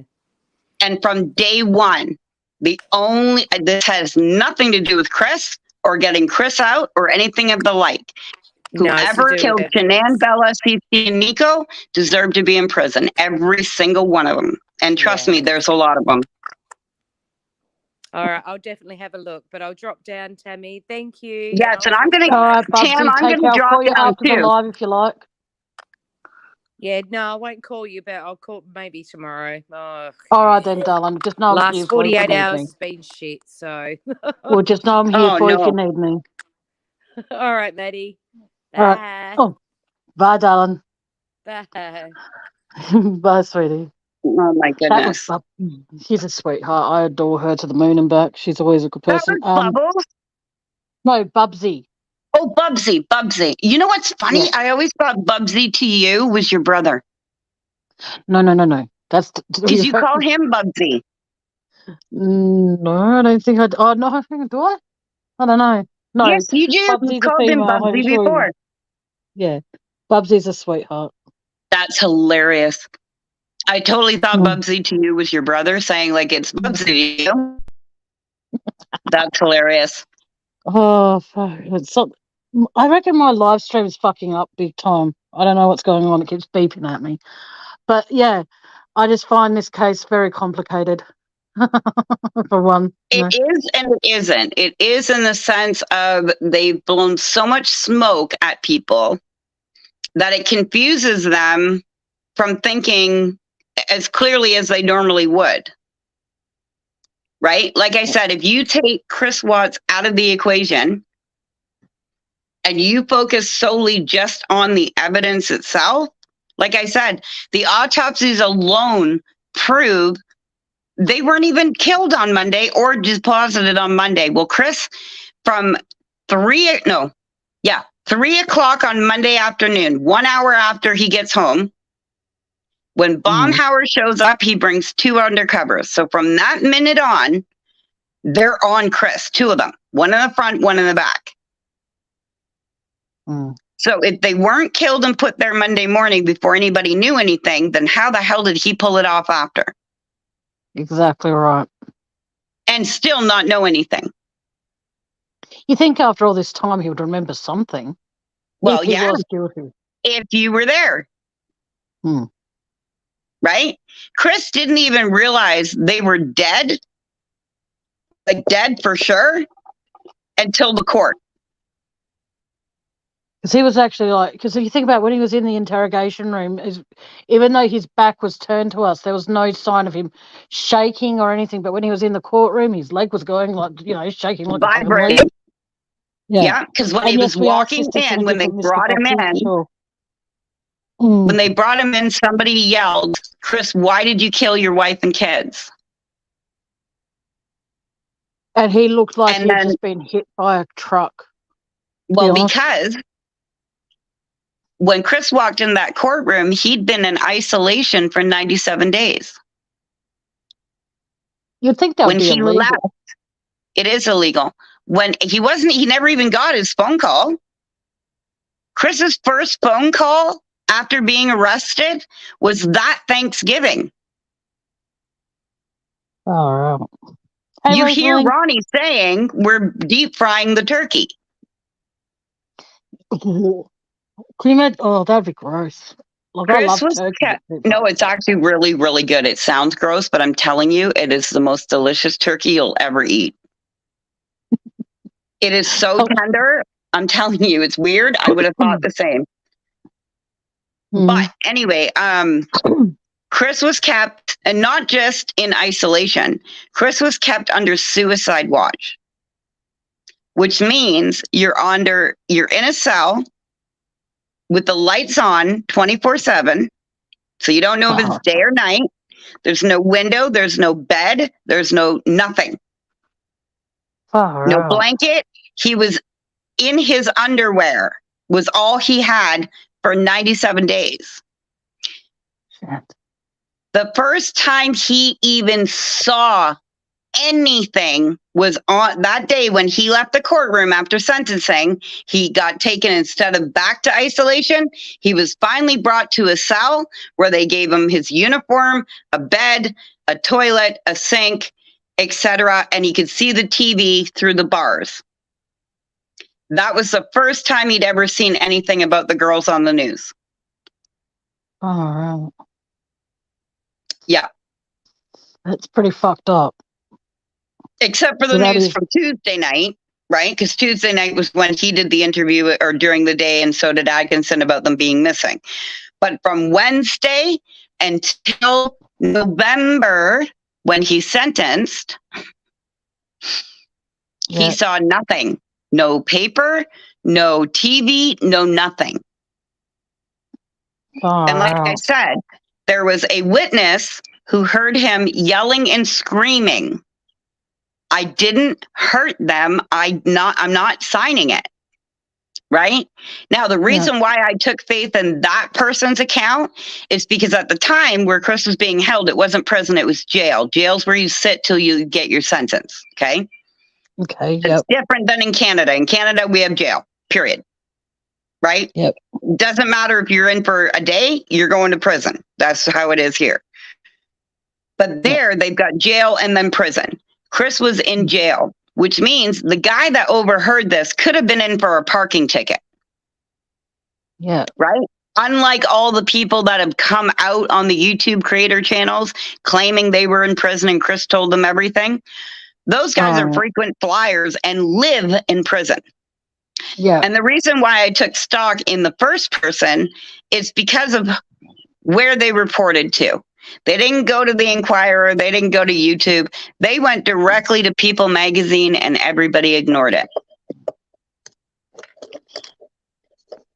Well, hopefully one day soon the truth will come out, and I like to be known that, you know, that when that does happen, I hope he fucking takes the Colorado law enforcement or whatever by storm and sues the fuck out of them. Oh, yeah. You know what I mean? But big time. Yes. That is one thing I will convince him and the family to do when justice comes. Because again, everything comes to light. Right? Now, the evidence is, even in the shittiest version of the discovery that's out there, you still have the truth. Because there's one thing that I've noticed. Go on. I was going to say, I don't have any different information than anybody else. Yeah. So how is it that I'm able to put all this stuff together? Yeah. Well, the thing that confuses me as well is that when dumbass dork, D.A. Rourke, comes out with, when he was doing the television interview, he was swaying and all this sort of shit. But if you watch when he's doing a talk and making a speech and all that kind of crap, he's doing the exact same fucking thing. Right. And that's, you know what I mean? Like, how can you say that he was swaying and all that sort of shit, and that's a sign of guilt, but you're standing there on a podium saying, blah, blah, blah, blah, blah, and you're swaying yourself? Like, well, when have you ever known any law enforcement to tell you and convict on one murder scene and then come out 4 months later and tell you, oh, no, it's completely different, including the family who told you over and over again, we saw you carry them out like trash. Yeah. And then they all publicly came out and said, nope, the girls were alive. Exactly. Kitty Witty's asking, what about the red truck? What about it? Was that part of it? I don't know what she's going to add to that, so I'm just going to say, well, it very well could be. I really don't know. Because the thing as well, though, is that now, like I said, I watch a lot of, you know, crime investigation shows and 48 Hours and all that sort of shit. Now, the thing that makes me laugh with that is the fact that even when they're doing a reenactment of stuff like that, they show them taking casts of the tire impressions. They never did that. And as far as I'm aware as well, when they checked out the backyard, they found sheet fibers on the back fence, and they never, ever took them in as evidence either. So that's when people go, well, how would he have got them out of the house? I do believe. Oh, hang on, here we go. The red truck out when you mentioned the red. Oh, okay. Mm. But like I said, I just think that they should have taken those sheep fibers from the back fence, but they never did. They never took tire impressions. Just like before, when everybody kind of blew off what Betty the neighbor said. Mm. I'm up every day at 5:15. Chris, that she saw in the truck that morning. No, all she said was, I saw his taillights on, which I thought was odd. He doesn't usually leave that early. Because Betty leaves the house at 5:15 every day. Yeah. Right? Now, Chris, he wasn't going to the office as per usual. He was going directly to the site, which means he had to leave earlier. So Betty would then see him. Now, Betty's thing was, well, I thought you were here for the little gray truck that was here with the white cap on it. It was here right up until you guys got here almost. Yeah. And a white van. There's a white van, which is also on Nate's footage. Now, we've got pinging going on. We've got alarms going off in the Watts home that Chris didn't fuck with, because he's already in the truck getting ready to leave when it tells him his basement door just opened. Then it told him that his garage door that he closed didn't close, which means somebody tripped the Wyatt thing like we have for safety. If my door is opening or closing and I swing my foot through it, it's going to stop dead. Yeah. Because it automatically assumes it's a child or a pet. Okay? So Chris, and it not only is it in Chris's data, it's in Shanann's data. Because they're both hooked up to the house alarm system. The thing that also confuses me, though, is that when Chris... Shanann... Continue, sorry. Sorry, when Chris what? Oh, I was going to say, when Chris, when they couldn't find Shanann's phone, but then, it miraculously appeared. It's interesting how like for me personally, if I pick up a phone and I see that it's off, the first thing I do is I plug in the charger. Chris didn't do that. He turned on, when he got given Shanann's phone, which in my personal opinion, they should have handed straight to the police when they found the phone, not to Chris. But the thing is, though, when Chris is turning on the phone, how come is it that if it was on her phone and all that sort of stuff, no pings or no dings or whatever it was came through on notifications when he turned on her phone? That's the thing that confuses me, is the fact that if I turn my phone off and Bubsy sends me a text message offline, I will turn on my phone and my phone will be dinging like crazy until, I see all the messages or all the notifications or anything like that. Shanann's phone, as far as I'm aware, didn't, from when I've watched the movie and everything like that, it didn't ping once when he turned on her phone. And how would he know her phone was going to have battery in it when he turned it on? That's what I don't get. Well, one, her phone was on silent. We know that the notifications came through, especially in the Netflix, because that's how it starts, with Nicole's coming up on the screen, and then Cassie's, and then Meacham's, and then this one, and then that one. So all of that came tinging through, just like all the alarm alerts and all of that. Now, it's funny how Chris thought it was suspicious that the cops ignored all of the alarm evidence, and the cops found it suspicious that Chris kept pointing it out. Well, he's pointing it out to say, hey, listen up, fuck-nuts. Right? He's in his truck on camera, getting ready to drive away. Who opened the basement door? Exactly. Who stopped the garage door from opening? Well, I do believe that someone else was in the house before Chris left for work. I do believe, apart from the girls, obviously. But I do believe that someone else was in the house that morning. We know that because the FBI told you that when they were talking to Chris, asking him what was he doing all the running around at 4:30. It was on the alarm system. What I want to know is, why is the FBI asking the confessed murderer questions they already know the answer to? Because in February, they asked him again, what did you do with the blanket and the toys? And what did Chris say? I left him at the gravesite by Shanann. They must have blew away in the storm. But 2 empty garbage bags and a thin bed sheet didn't blow away, but heavy toys and a heavy blanket did. Yeah. Why were there 3 burial plots at Shanann's? There were 3 holes buried, dug there. Bubsy, if you're still in here, honey, I'll listen to your voice message after the live, honey. Yeah, I don't know. This case just pisses me off because I wanted the truth out, and I don't think the truth is going to get out in my lifetime, unfortunately. You know, autopsies can be fucked up. Yeah, well, here's hoping the truth does come out. It will. There's too much evidence proving that other people were involved, right? There's a green lighter in Chris's work truck. Chris doesn't smoke. The FBI asked him in jail what he did with the toys and the blankets when they know damn well that his truck was looked at on Monday. There were no toys or blankets.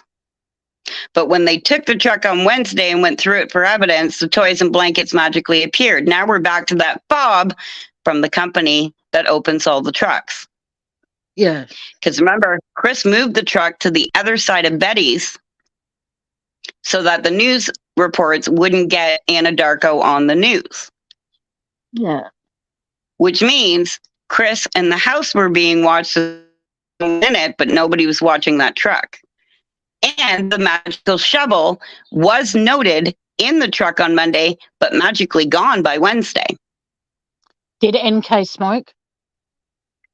But we've got Kaser on the back deck getting Bella and Cece's shoes, and one of the YouTubers superimposed it and used the person.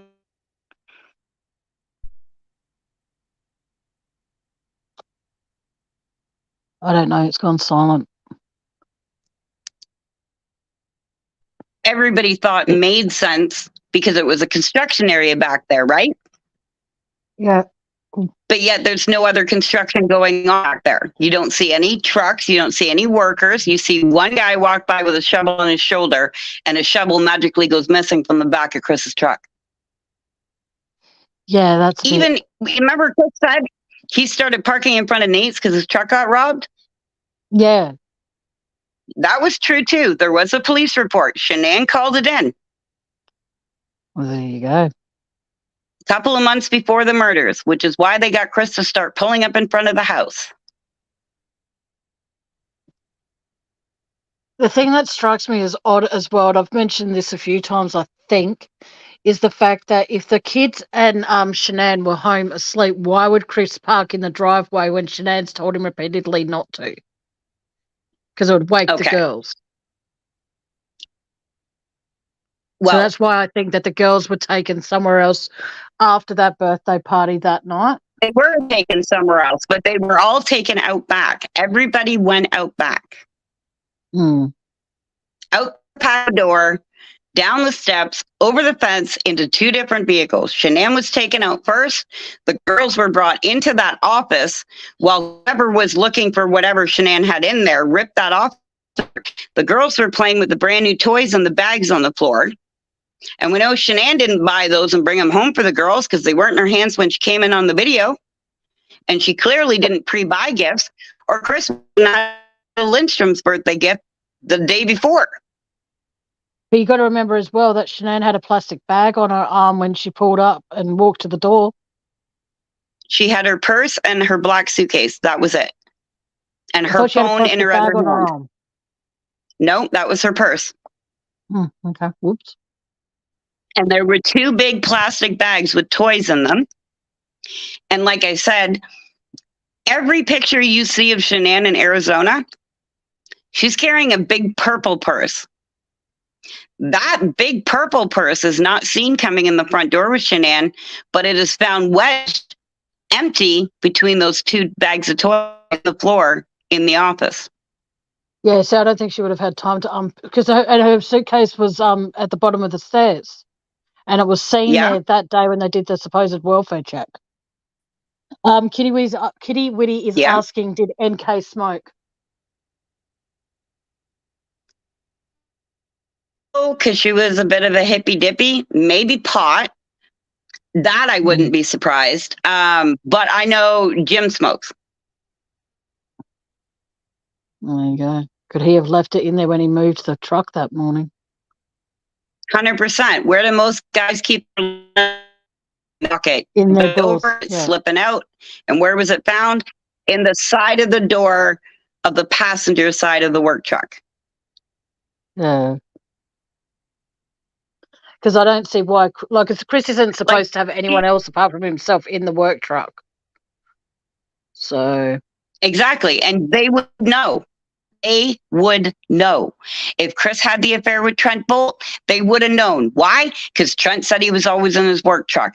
If he had the affair with Amanda McMahon, they would have known. Why? Because she said he was in his work truck. That work truck had a geotab. It is not a GPS. This is a whole computer in this truck. It'll tell you how much weight is in the truck, whether it's a human in the truck and needs a seatbelt. It'll tell you how fast you went, how slow you went, how hard you. It will tell them if he uses his Bluetooth, which is why it took him, not to mention he was over 2 hours away from his house by this point. When he starts coming home, he still makes it home in almost 2 hours. And that's with pulling over every 2 minutes to answer all of Atkinson's calls, Meacham's calls, Cassie's calls, Sandy's calls, the cops' calls. Every single time. Every time. Man farted in the truck would document it. But yet, oh, yeah, there was somebody else in the truck. I remember a big YouTuber who convinced everybody that Kessinger was sitting in the front seat looking on her cell phone. Look at the light. Look at the light in the cab of the truck. Yeah, that's Chris's work computer. Right. You see how easily they can distract you? Yeah. They make us see what they think we want to see. And there are quite a few YouTubers who are on the payroll of the people that want the truth hidden. And I don't know the victim of any family where a family that wouldn't even take a bubblegum wrapper if it meant it could be evidence. But yet this family wants nothing to do with the actual evidence.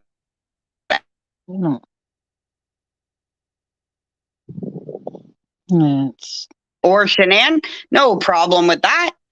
They don't care. They don't care that there's a Starbucks cup in their kitchen garbage that didn't belong to Chris or Shanann. You think that would be something that they would care about to figure out who owned it and when it was purchased and all that shit? Like if Shanann was seen walking in with a cup I kind of did a bit of a survey because, right, nobody did. That cup was bought at 9:56 a.m. Monday morning at the Starbucks drive-thru, which means there's no name on it. It was one of two items. Yeah. Then you look at the garbage and the placement of it. He said he got up that morning, he ate a couple of Thrive bars, boiled eggs, and a banana. That's in the bottom of the garbage bag. Then it's the Starbucks cup. Then it's the bed sheets. Where was the book located? So how did the Starbucks cup, the on top? Was it on top of the cups, or was it underneath the cups? wasn't anywhere near the cup. The cup was found in the really kitchen badly, trash honey. bin. Oh, sorry. How's that? Yeah, it's like you're saying something, and then it just keeps on breaking up. Okay, can you hear me now? Yep. The Starbucks cup was in the kitchen trash. The book was in the garage. Okay. Two different trash cans. Did they take that in for evidence to dust it for fingerprints at all? Of course they did. They took everything out of the trash. Okay. So they're going to get fingerprints and they're going to get DNA off the straw because it was a cold drink, not a hot drink. Yeah, well, they didn't do a good enough job, obviously. No. They suck.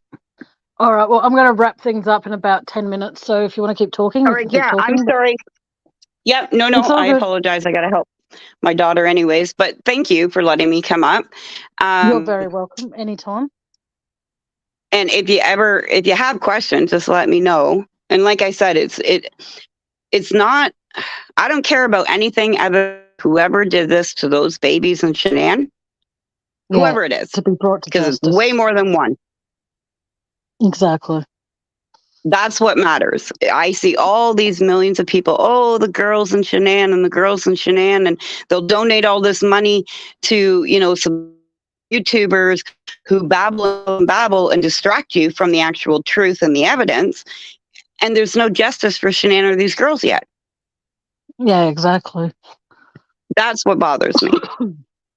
So anyways, I love you to bits, and we'll talk real soon. I love you too. All right, take care, Tam. Thanks for coming up.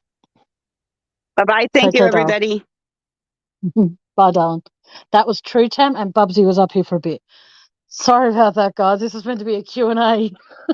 You've asked a lot of questions, and that's great. Thank you to everybody. Paisley, I'm really sorry if you took offense to anything True Tam was saying. But like I've said in the past, and if anyone comes up on panel, they can talk about whatever they choose to talk about. And it's freedom of speech, so to speak. Everyone's entitled to an opinion.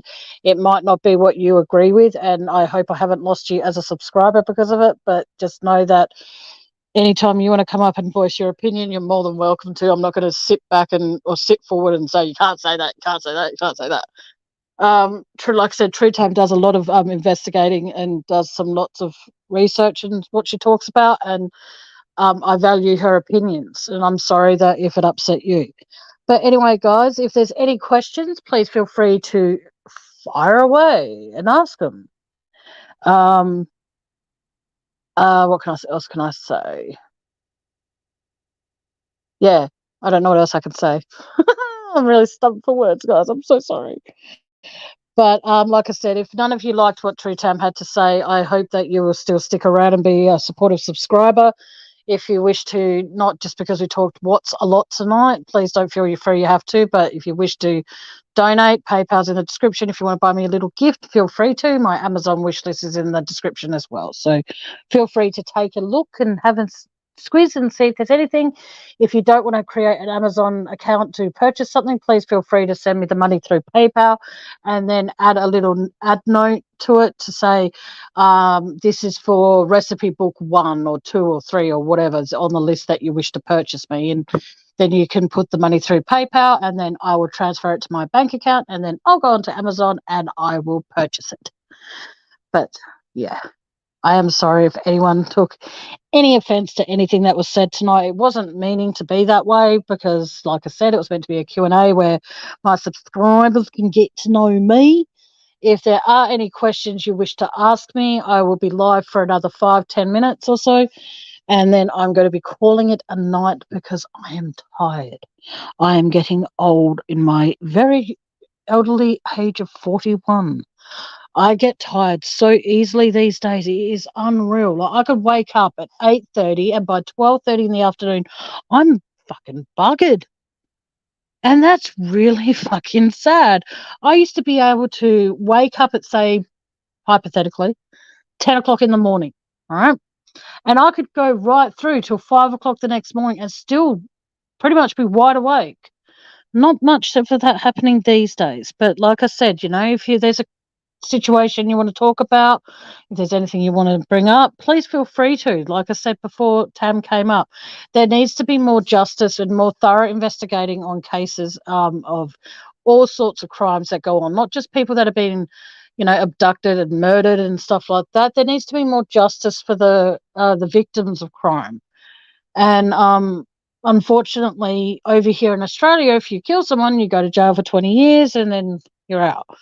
But there have been a few cases where there have been people that have been charged with murder, and it says on their files never to be released. And I think that's what the case should be for all people that are charged with something severe. Like if you go and you sexually assault somebody, and you fuck up that person's life or the people around them and they fuck up their life, then you know what? You should go to jail for the rest of your life. There's no real justice system, in my opinion. So I personally see it as that, there was a lady who killed her partner, and then she basically killed him, and then she did certain things with his body. And on her file, it says never to be released. Now, that should be the case for all people that kill someone.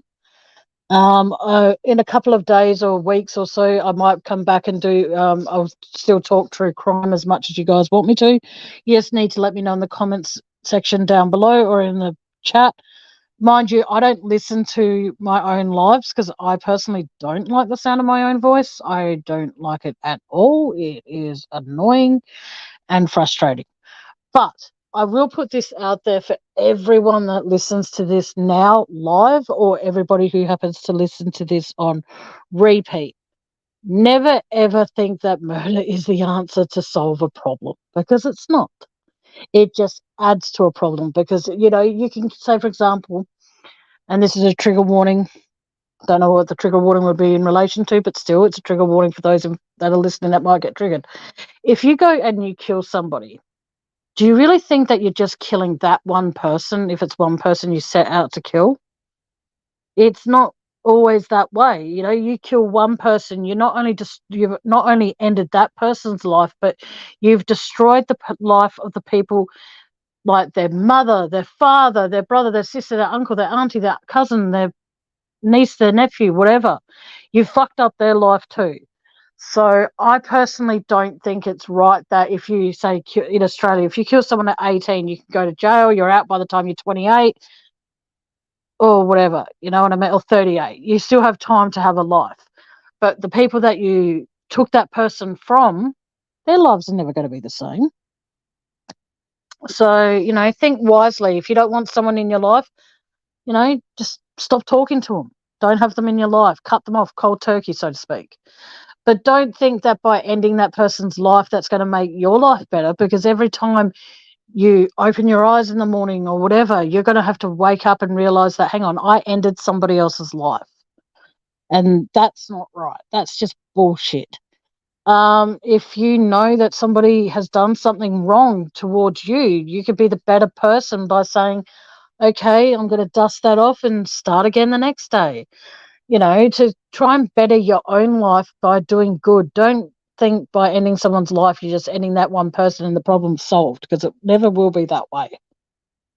What else can I say? Who's actually still in here? Because it says there's 7 of you in here, but the last message that came through on my end was, did NK smoke? And like True Tam said, she probably smoked, the pot. Hey, Stephanie, how you doing, sweetie? But like I said, I just want everybody to start realizing that life's too short to do anything to say take someone else's life or feeling bad about yourself. Just remember, you can try, like for me personally, every single day, okay, I try my hardest to be better than I was the day before. And I myself, I'm going to admit this, I suffer from depression. I suffer from post-traumatic stress. Hey, Elizabeth.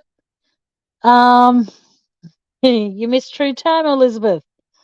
What I'm saying is that every day you've got to look at it as, is that, you think that like I've said this to a few people over time, and I'll say it here live, that if you go through life thinking that God or such and such and such and such owe you something, I'm sorry, but God has already given you something incredible by giving you life. You know what I mean? Like, you can have, like, I personally, I didn't have much faith until I met Elizabeth, and she's in chat now. Hello. And the thing is, though, is the fact that, oh, okay. Hello. Oh, thank you, Stephanie. Steffi. That means a lot to me. Thank you, sweetheart. Well, it's okay. True Tam was up here and we're talking Chris Watts, even though it's supposed to be a Q&A about the subs getting to know me. It didn't really work that way, but it's all good. But like I was saying, I try, like I said, every single day to be better than the day before. And sometimes it's easy, sometimes it's hard. But I look at life these days, in the last, since about middle of April, I would say I look at life completely different compared to how I used to look at life. Oh, I wouldn't go that far, Elizabeth. But what I'm saying is the fact that I look at life now in a totally different way. You know, there are people in my life that I see a lot of. There are people I don't see that much of. There are people I talk to a lot. There are people I don't talk to much at all. And the thing is, though, is that I can't change what people think of me. I can only change what I think of me.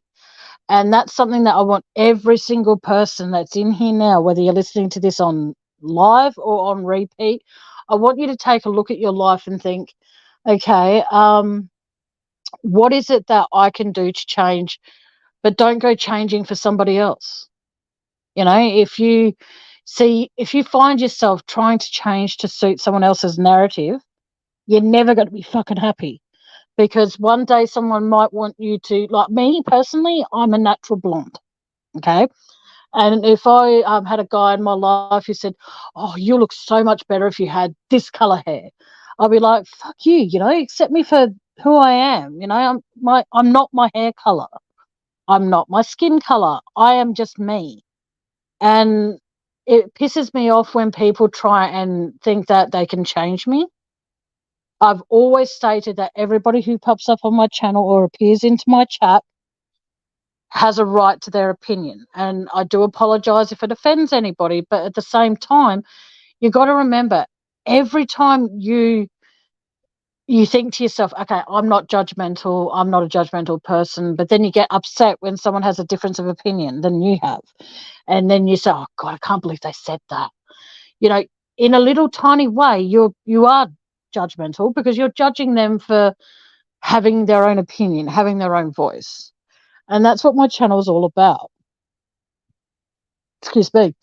Is allowing people to be able to talk about whatever they want to talk about when they're on my panel, as long as it's not going to be something that is going to, you know, upset them or upset my channel. You know, like, I've got to be very careful with what is discussed on YouTube because I can easily get reported for harassment or I can get reported for bullying.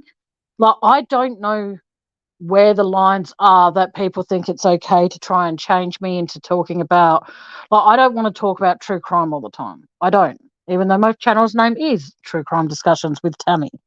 It's with Tammie, so you discuss it with me. You don't come here to listen to me talk about it. It doesn't say True Crime Discussions from Tammie. It says True Crime Discussions with Tammie. So at the end of the day, you're discussing a crime with me and with my other subscribers. But enough about what I do with my channel, because at the end of the day, like I said, be who you are. Be proud of who you are. Love who you are. More than anything, accept who you are. You know, whether you love this person or that person, have no shame in who you love. I know that the people I love and care about, I've got no shame in it. I don't tell the people all the time, but I've got no shame in who I care about. Elizabeth's my adoptive mum. Boxy Lady's my sister. Bubsy's my sister. You know, like, I've got sisters and mothers and But at the end of the day, my actual mother is my mum, and I love her to bits. My brother, even though he can give me the shits at the best of times, I love him to bits too. There's no in between. When I say to somebody I love them, or I tell people who I love, I don't just say it for the sake of saying it. So be good to yourselves, guys. Treat yourself to something, even if it's just going to treat yourself to a manicure once in a while so you can feel good about yourself, or, hang on. Oh, cool. Thank you, Rosaline. You're a sweetheart. I love you to bits, my honey. Wow. You're getting ready for work still? It's all good, honey. Rosaline, she's my auntie, and I absolutely love her as if she was my own auntie. She's one of the very few people here who puts me on the straight and narrow, that's for sure. If I'm talking about something negative, she helps me by just saying, no, no, no, no, no, no. Think of the opposite of what you're feeling now. She doesn't say those exact words, but, she helps me see things in a different way. Elizabeth helps me see things in a way that I look at, like, my belief in God is my belief. I believe that he put me on this earth for, like, helped my parents, bung chicka wow wow, for a reason, you know,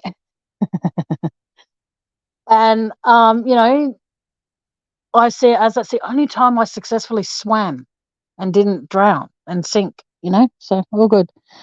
But like I said, it's like I'm very, very proud and honored to have you guys that are in here listening to it. I'm proud and honored to every single one of my subscribers. I appreciate your support more than you realize.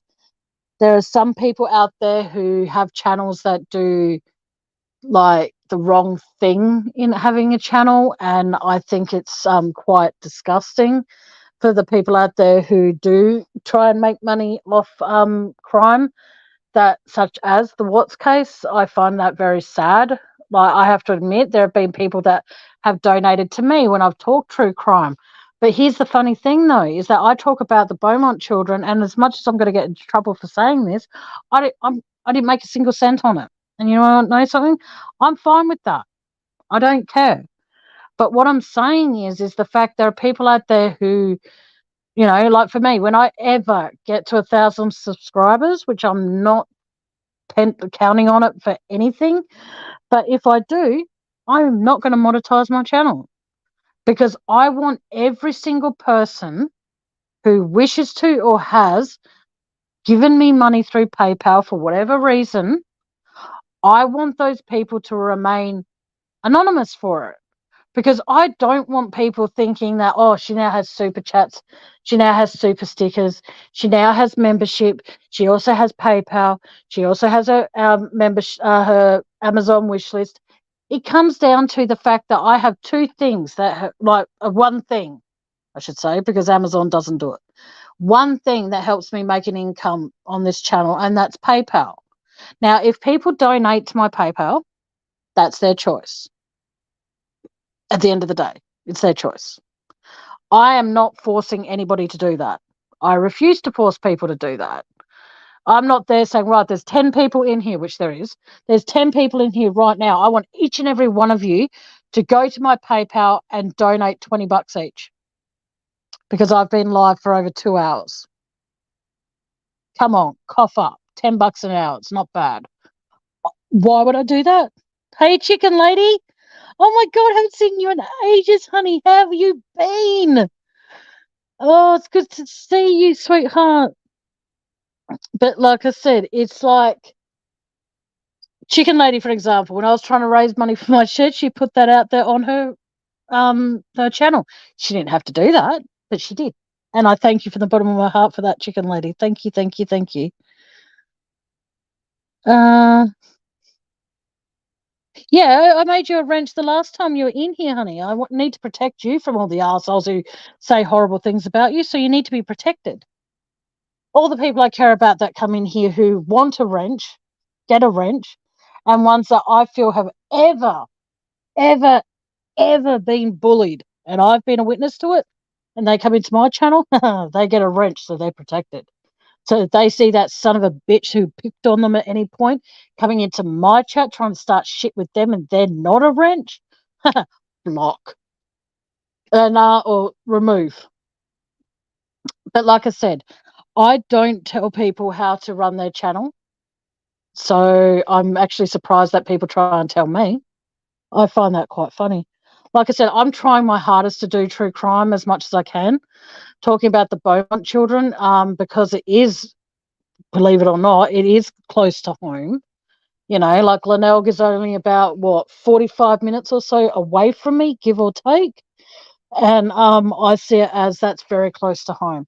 But I'm hoping in the next couple of weeks I can get Andy to come with me, and I'll do a pre-recorded live where I'm going to be taking you guys on a tour of Glenelg, where the Beaumonts went actually missing from. I'll take you, there's a big fence around it now, but I can take you to the Beaumont's home. I can take you down to Glenelg Beach itself. I can take you to Collie Reserve. I can then take you to Wenzel's Bakery. I'm going to do all of that when I can get time to make time with Andy to go down there. So fingers crossed I can organise that. But like I said, it'll be a pre-recorded live, see how we go. Or it might actually be an actual live. So then you can ask questions and stuff like that. Because tonight's Q&A went so well. The only difference is that you will notice, and this is going to be so bad to say this, is that the trams that they would have caught, or the tram they would have caught down to Glenelg, has now changed. It's not the same looking tram. So what I'll have to do is I'll have to try and find a way to get a picture of the old tram and show you what they used to look like. I'm thinking they would have looked the same in the 60s that they would have before they upgraded them, but I don't know. So I have to do research on that. But it's all good. Yeah. Well, thank you, Elizabeth.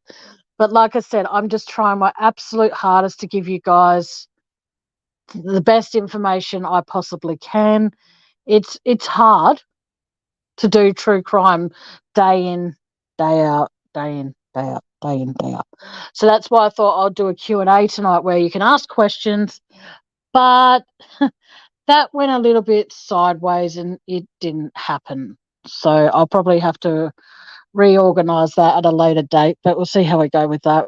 Might actually wait till I get up to, say, about at least, say, 800 subs before I do it again. So if you are interested in hearing more about the Beaumonts, please let me know, because I don't want to go do that live and no one is interested in it apart from Elizabeth. Elizabeth is, at the end of the day, she's happy to see anything of my hometown because she lives over in North Dakota in America, and I'm all the way here in Adelaide, Australia. So how's this? She lives in North Dakota and I live in South Australia, so she's north, I'm south. I don't know why I did that, but still, I love you all. But like I said, as I was saying before, there are days where I just don't want to get out of bed. And I feel like absolute shit about myself. I feel absolute crap. All right? There's no ifs, ands, or buts about that. I do. I try to be there for people. I try supporting people as much as like emotionally wise. I try my hardest. And sometimes I fail. And sometimes I succeed. But the thing is, though, is that I can't. Hang on, what's this? Oh, I am. Yes, I want to go to the Adelaide jail, chicken lady.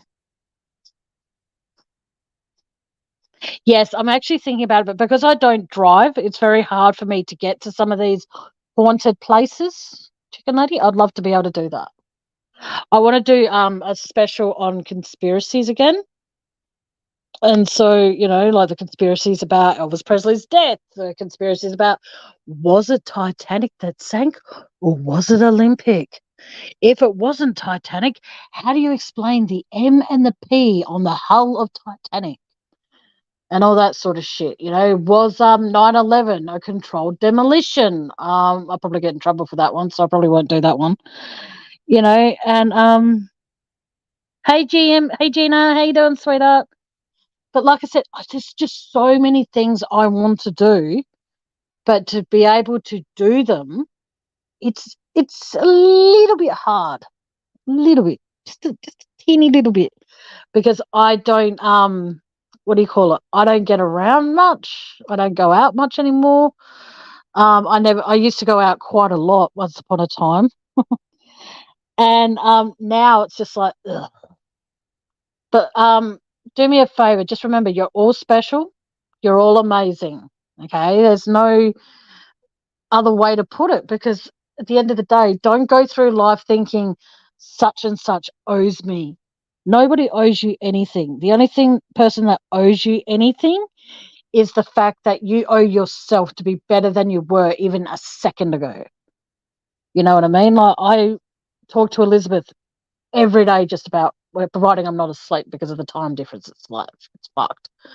But I try talking to her every day, and I always end every phone call with her, with Foxy Lady, and with Mia. I make sure that, and now True Tam, I try my hardest to make sure, and even with Bubsy, I try and end every phone call telling them I love them, because I generally do. Mia has a channel. She's absolutely incredible too. Don't know where she is tonight. I think she was doing a live as I programmed mine. She might still be live. I don't know. But if she is, please room rate her after my live finishes, so that way we give her some support. But that's if she's live, because if she's not, you don't want to room rate her when she's not, because that'd be a bit awkward. My point being is the fact that there are people here, since having my channel, that I am so, so honoured to be able to call my dear friends. There's not many out there, like, there's Matt, who unfortunately does not have Facebook. He might now, but I don't know, because I don't know if he's in here still. But what I'm saying is, for last time I checked, he does not have Facebook. So I can't communicate with him that way. I've got to communicate with him through email. And sometimes I find that a bit difficult. So I'm not a big fan of email. I don't like email. Even though my email's in my description if you wish to send me a message privately, because you're not on Facebook. But no, I just find a lot of things very, very, how can I put it, sad, that there are people out there who, even to this day, and yes, so do I, chicken lady. Now, I'm going to get into trouble for doing this, and I can tell that I am by a certain Elizabeth in this chat. I'm going to get in trouble for saying this, but I'll say it anyway. I used to compare myself to other channels. All right. Now, when I say comparing, it was basically like, there are people out there who are repetitive. There are people out there who talk about the same shit every day. And on their lives, they go over the same shit they did the day before, and they rake in the money. And that used to upset me a lot. All right. And that's being totally honest. That used to really, really upset me. And then I thought to myself, well, hang on a second. I'm being as real as I possibly can when I'm talking about my life, when I'm talking about my problems, or I'm talking about things in general that are happening in my life. I'm opening up my heart to you guys, and I get nothing back. And then I remember the advice that Elizabeth gave me. She goes, you don't measure yourself by how much you make money-wise. You measure your life by what you put into it. And that is something that I've always tried to remember. It's very difficult at times. But I see it as, and that's why I always say, oh yeah, my PayPal's in the description, my Amazon wishlist's in the description. Feel free to explore both, blah, blah, blah, blah, blah. I do that because 99.99% of people do not read the description when they tune into someone's live. They don't do it. They just don't. And I understand that. Hang on, sorry.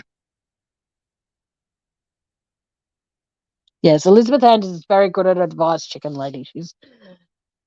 She's not very good at taking her own, that's for sure, but she's very good at helping me as well. And for anybody who has ever ever given me money, thank you for that.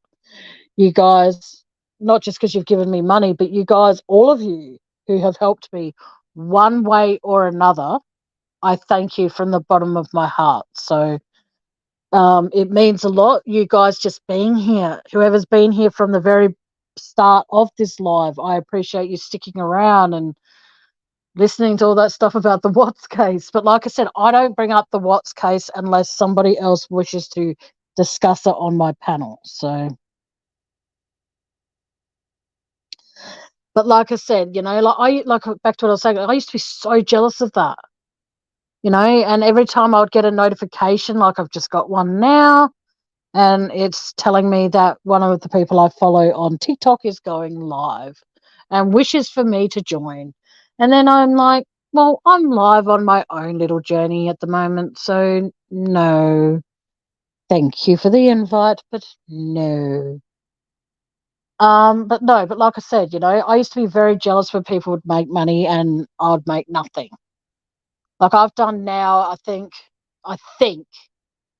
4 lives about the Beaumont children who went missing from the Glenelg Beach on the Australia Day weekend in 1966. Now, you got to remember, guys, that was like a long time before I was born, because I was born in 82. So, a good 24 years before I was born. But what I'm getting at, though, is, I was actually, I'll be honest with you, I was a little bit pissed off about it, because I was thinking, there are people out there who are saying, you need to get back into true crime, Tammie. You need to you're good at it. You need to get back into it. So I do. And nothing.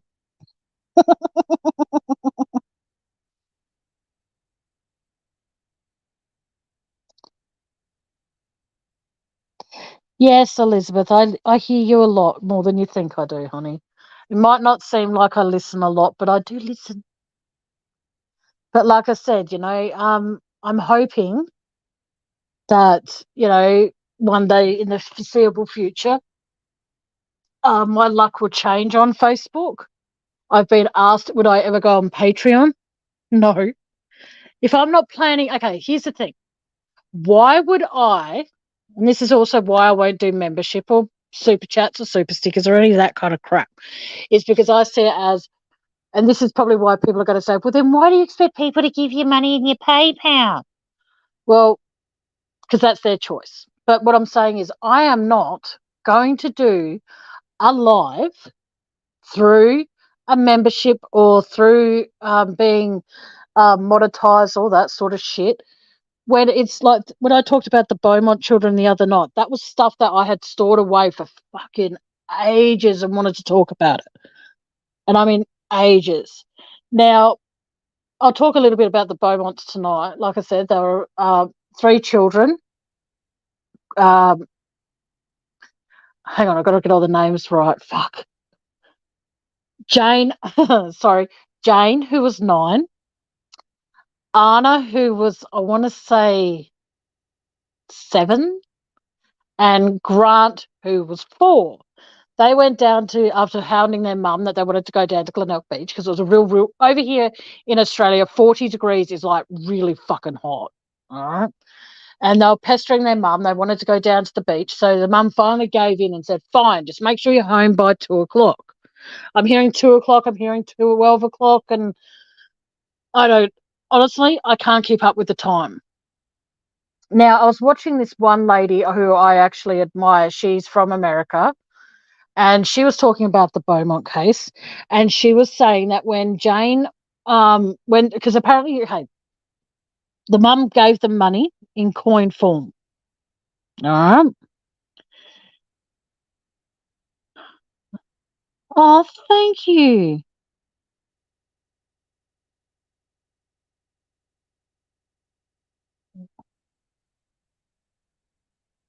Oh, Chicken Lady, that is absolutely beautiful. Thank you, thank you, thank you. For those who didn't read it, read this comment that Chicken Lady just sent. That's so beautiful.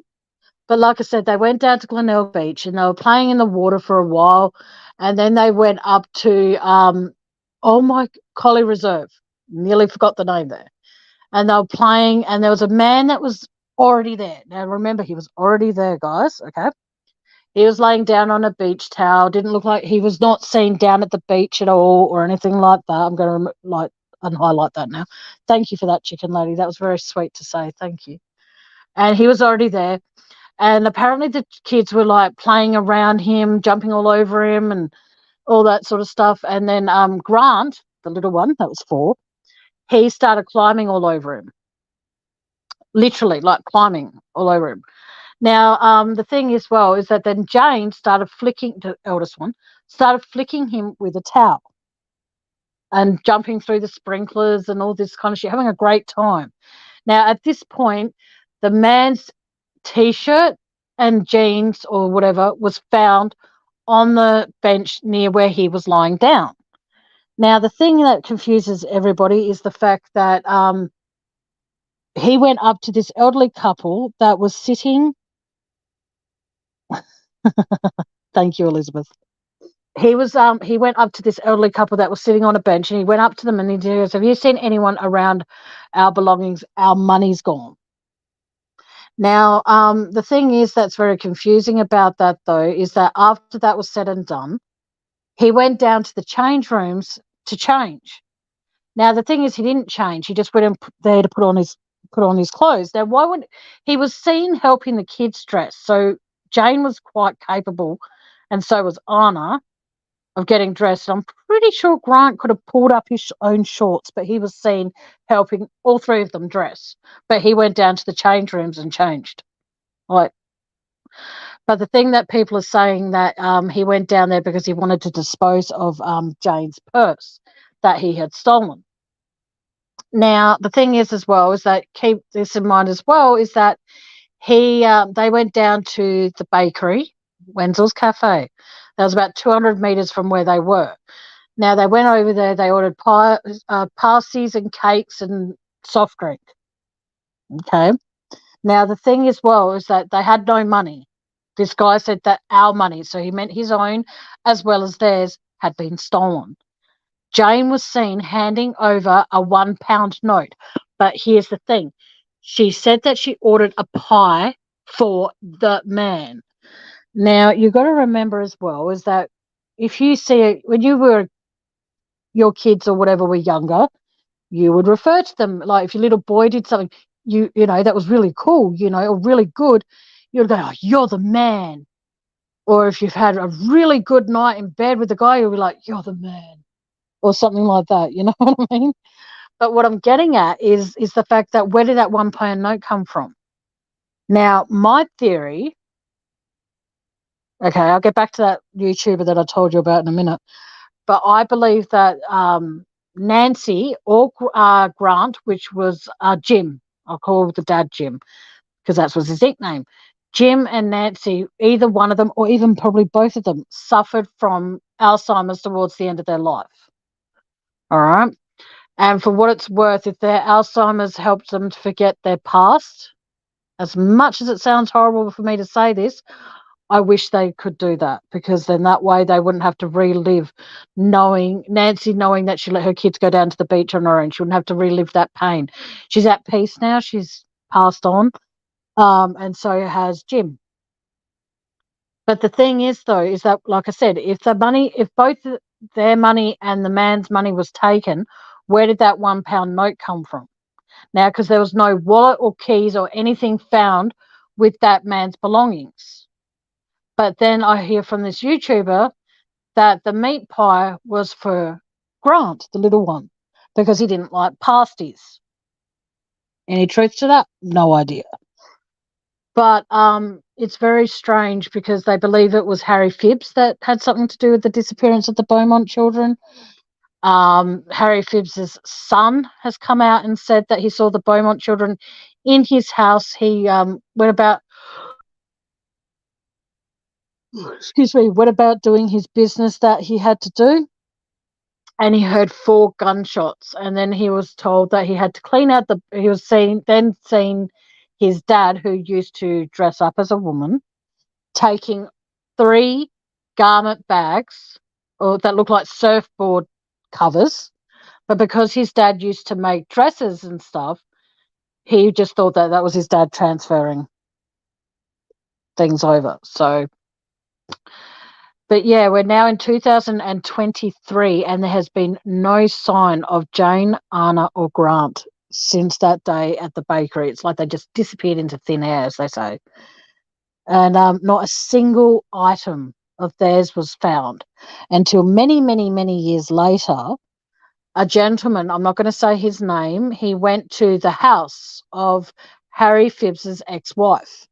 And he went down into the basement, and on the shelf, on one of the shelving things down there, was a mint condition purse that matched the one that Jane Beaumont had the day she disappeared. He wanted to go back. He questioned her about it, and he was told that she got it from an op shop, and then he was told that he basically, get the fuck out of my house. So that happened. I hope to one day interview him, but time will tell. And I mean, time will tell. Like, who knows?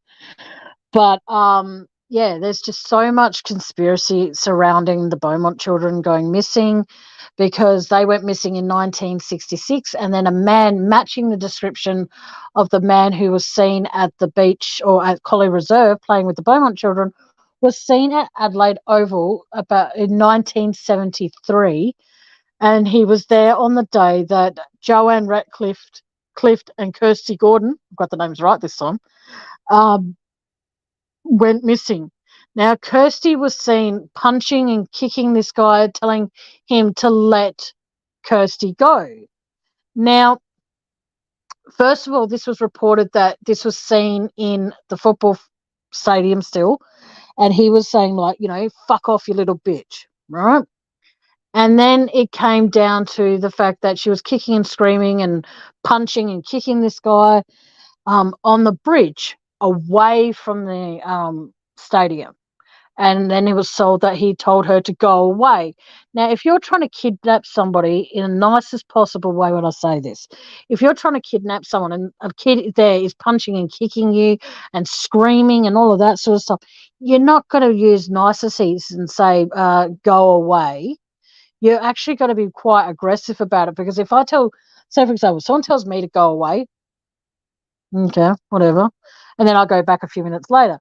But if someone tells me to fuck off, then I'm likely to pay real close attention to that. And I think from what I've researched, I don't know if it's this case, because I do some research on a lot of different cases over in one day span. All that was found from that scene was a shoe. Now, not a single item from that bag that Jane took down to the beach that day was found. Not the book she was reading, which was Little Women, and not a towel, not a hat, bathing suit, nothing. Okay?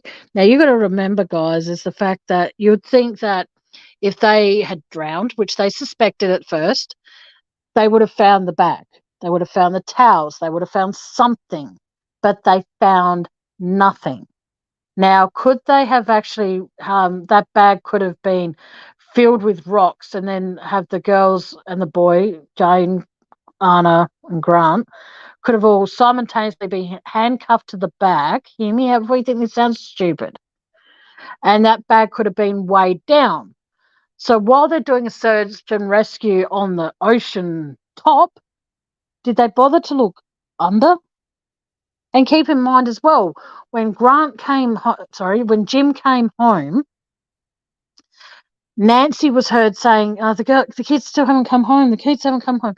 He darts to the car, supposedly walks to the car, and drives off and goes, looks for him. Not once. Now, this is where the reenactments fuck up, if you ask me. They never, ever did the reenactment of Jim asking Nancy, well, what were they wearing? Did they have anything specific that I'd be able to notice if I see them? None of the reenactments show that Jim asked that question. So we're led to believe that he didn't ask. And Jim was supposedly on his way to a business meeting in Snowtown, the infamous Snowtown before it was infamous. But yet, apparently, he got word Now, this is where I'm curious about. He got word that his meeting was cancelled in one story. Then in another story, it says that he was halfway to Snowtown and the meeting got cancelled. Then it says that he was halfway to Snowtown and he got word that his children were missing. So which is it? You know what I mean? It makes absolutely no sense at all.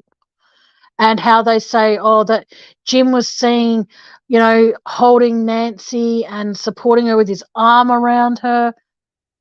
In the interviews that I've seen, he's not even fucking consoling her. He's not even fucking touching her. He's looking at her like bloody John Ramsey was looking at Patsy, sort of say, don't you fuck up. You know what I mean? Like, don't you say anything you're not supposed to. And that's the kind of look that I picked up on that he was giving Nancy. So, again, I might be way off base here, guys. And if I am, so be it. But at the same time, I could be right. Like, who knows? Nobody knows what happened to Jane, Anna, or Grant. Nobody knows. So, like I said, I might be way off base by saying what I'm saying. And if that's the case, then I'm sorry. But I can't be sorry for just having these thoughts. I can't be sorry for that, because if I am, then I'll have to be sorry for every opinion I ever fucking have. And that's not a way to go through life. Okay, guys, on that note, remember, in the words of Patsy Ramsey, hold your babies close to you. Hold your friends closer. Hold the people that you, excuse me, hold the people you care about so close to your heart. I treasure every single one of you that's listening to this on live, or every single one of you that's listening to it on repeat. I really do appreciate all the support you guys give me, whether it's financial or just being here. I appreciate each and every one of you in your own unique way.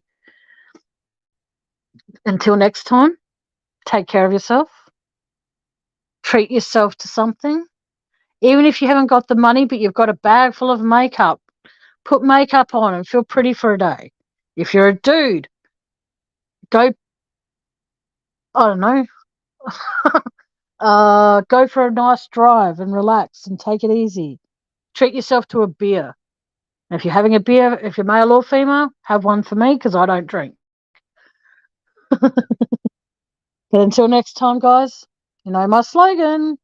Good afternoon, good evening, and good night. Ciao.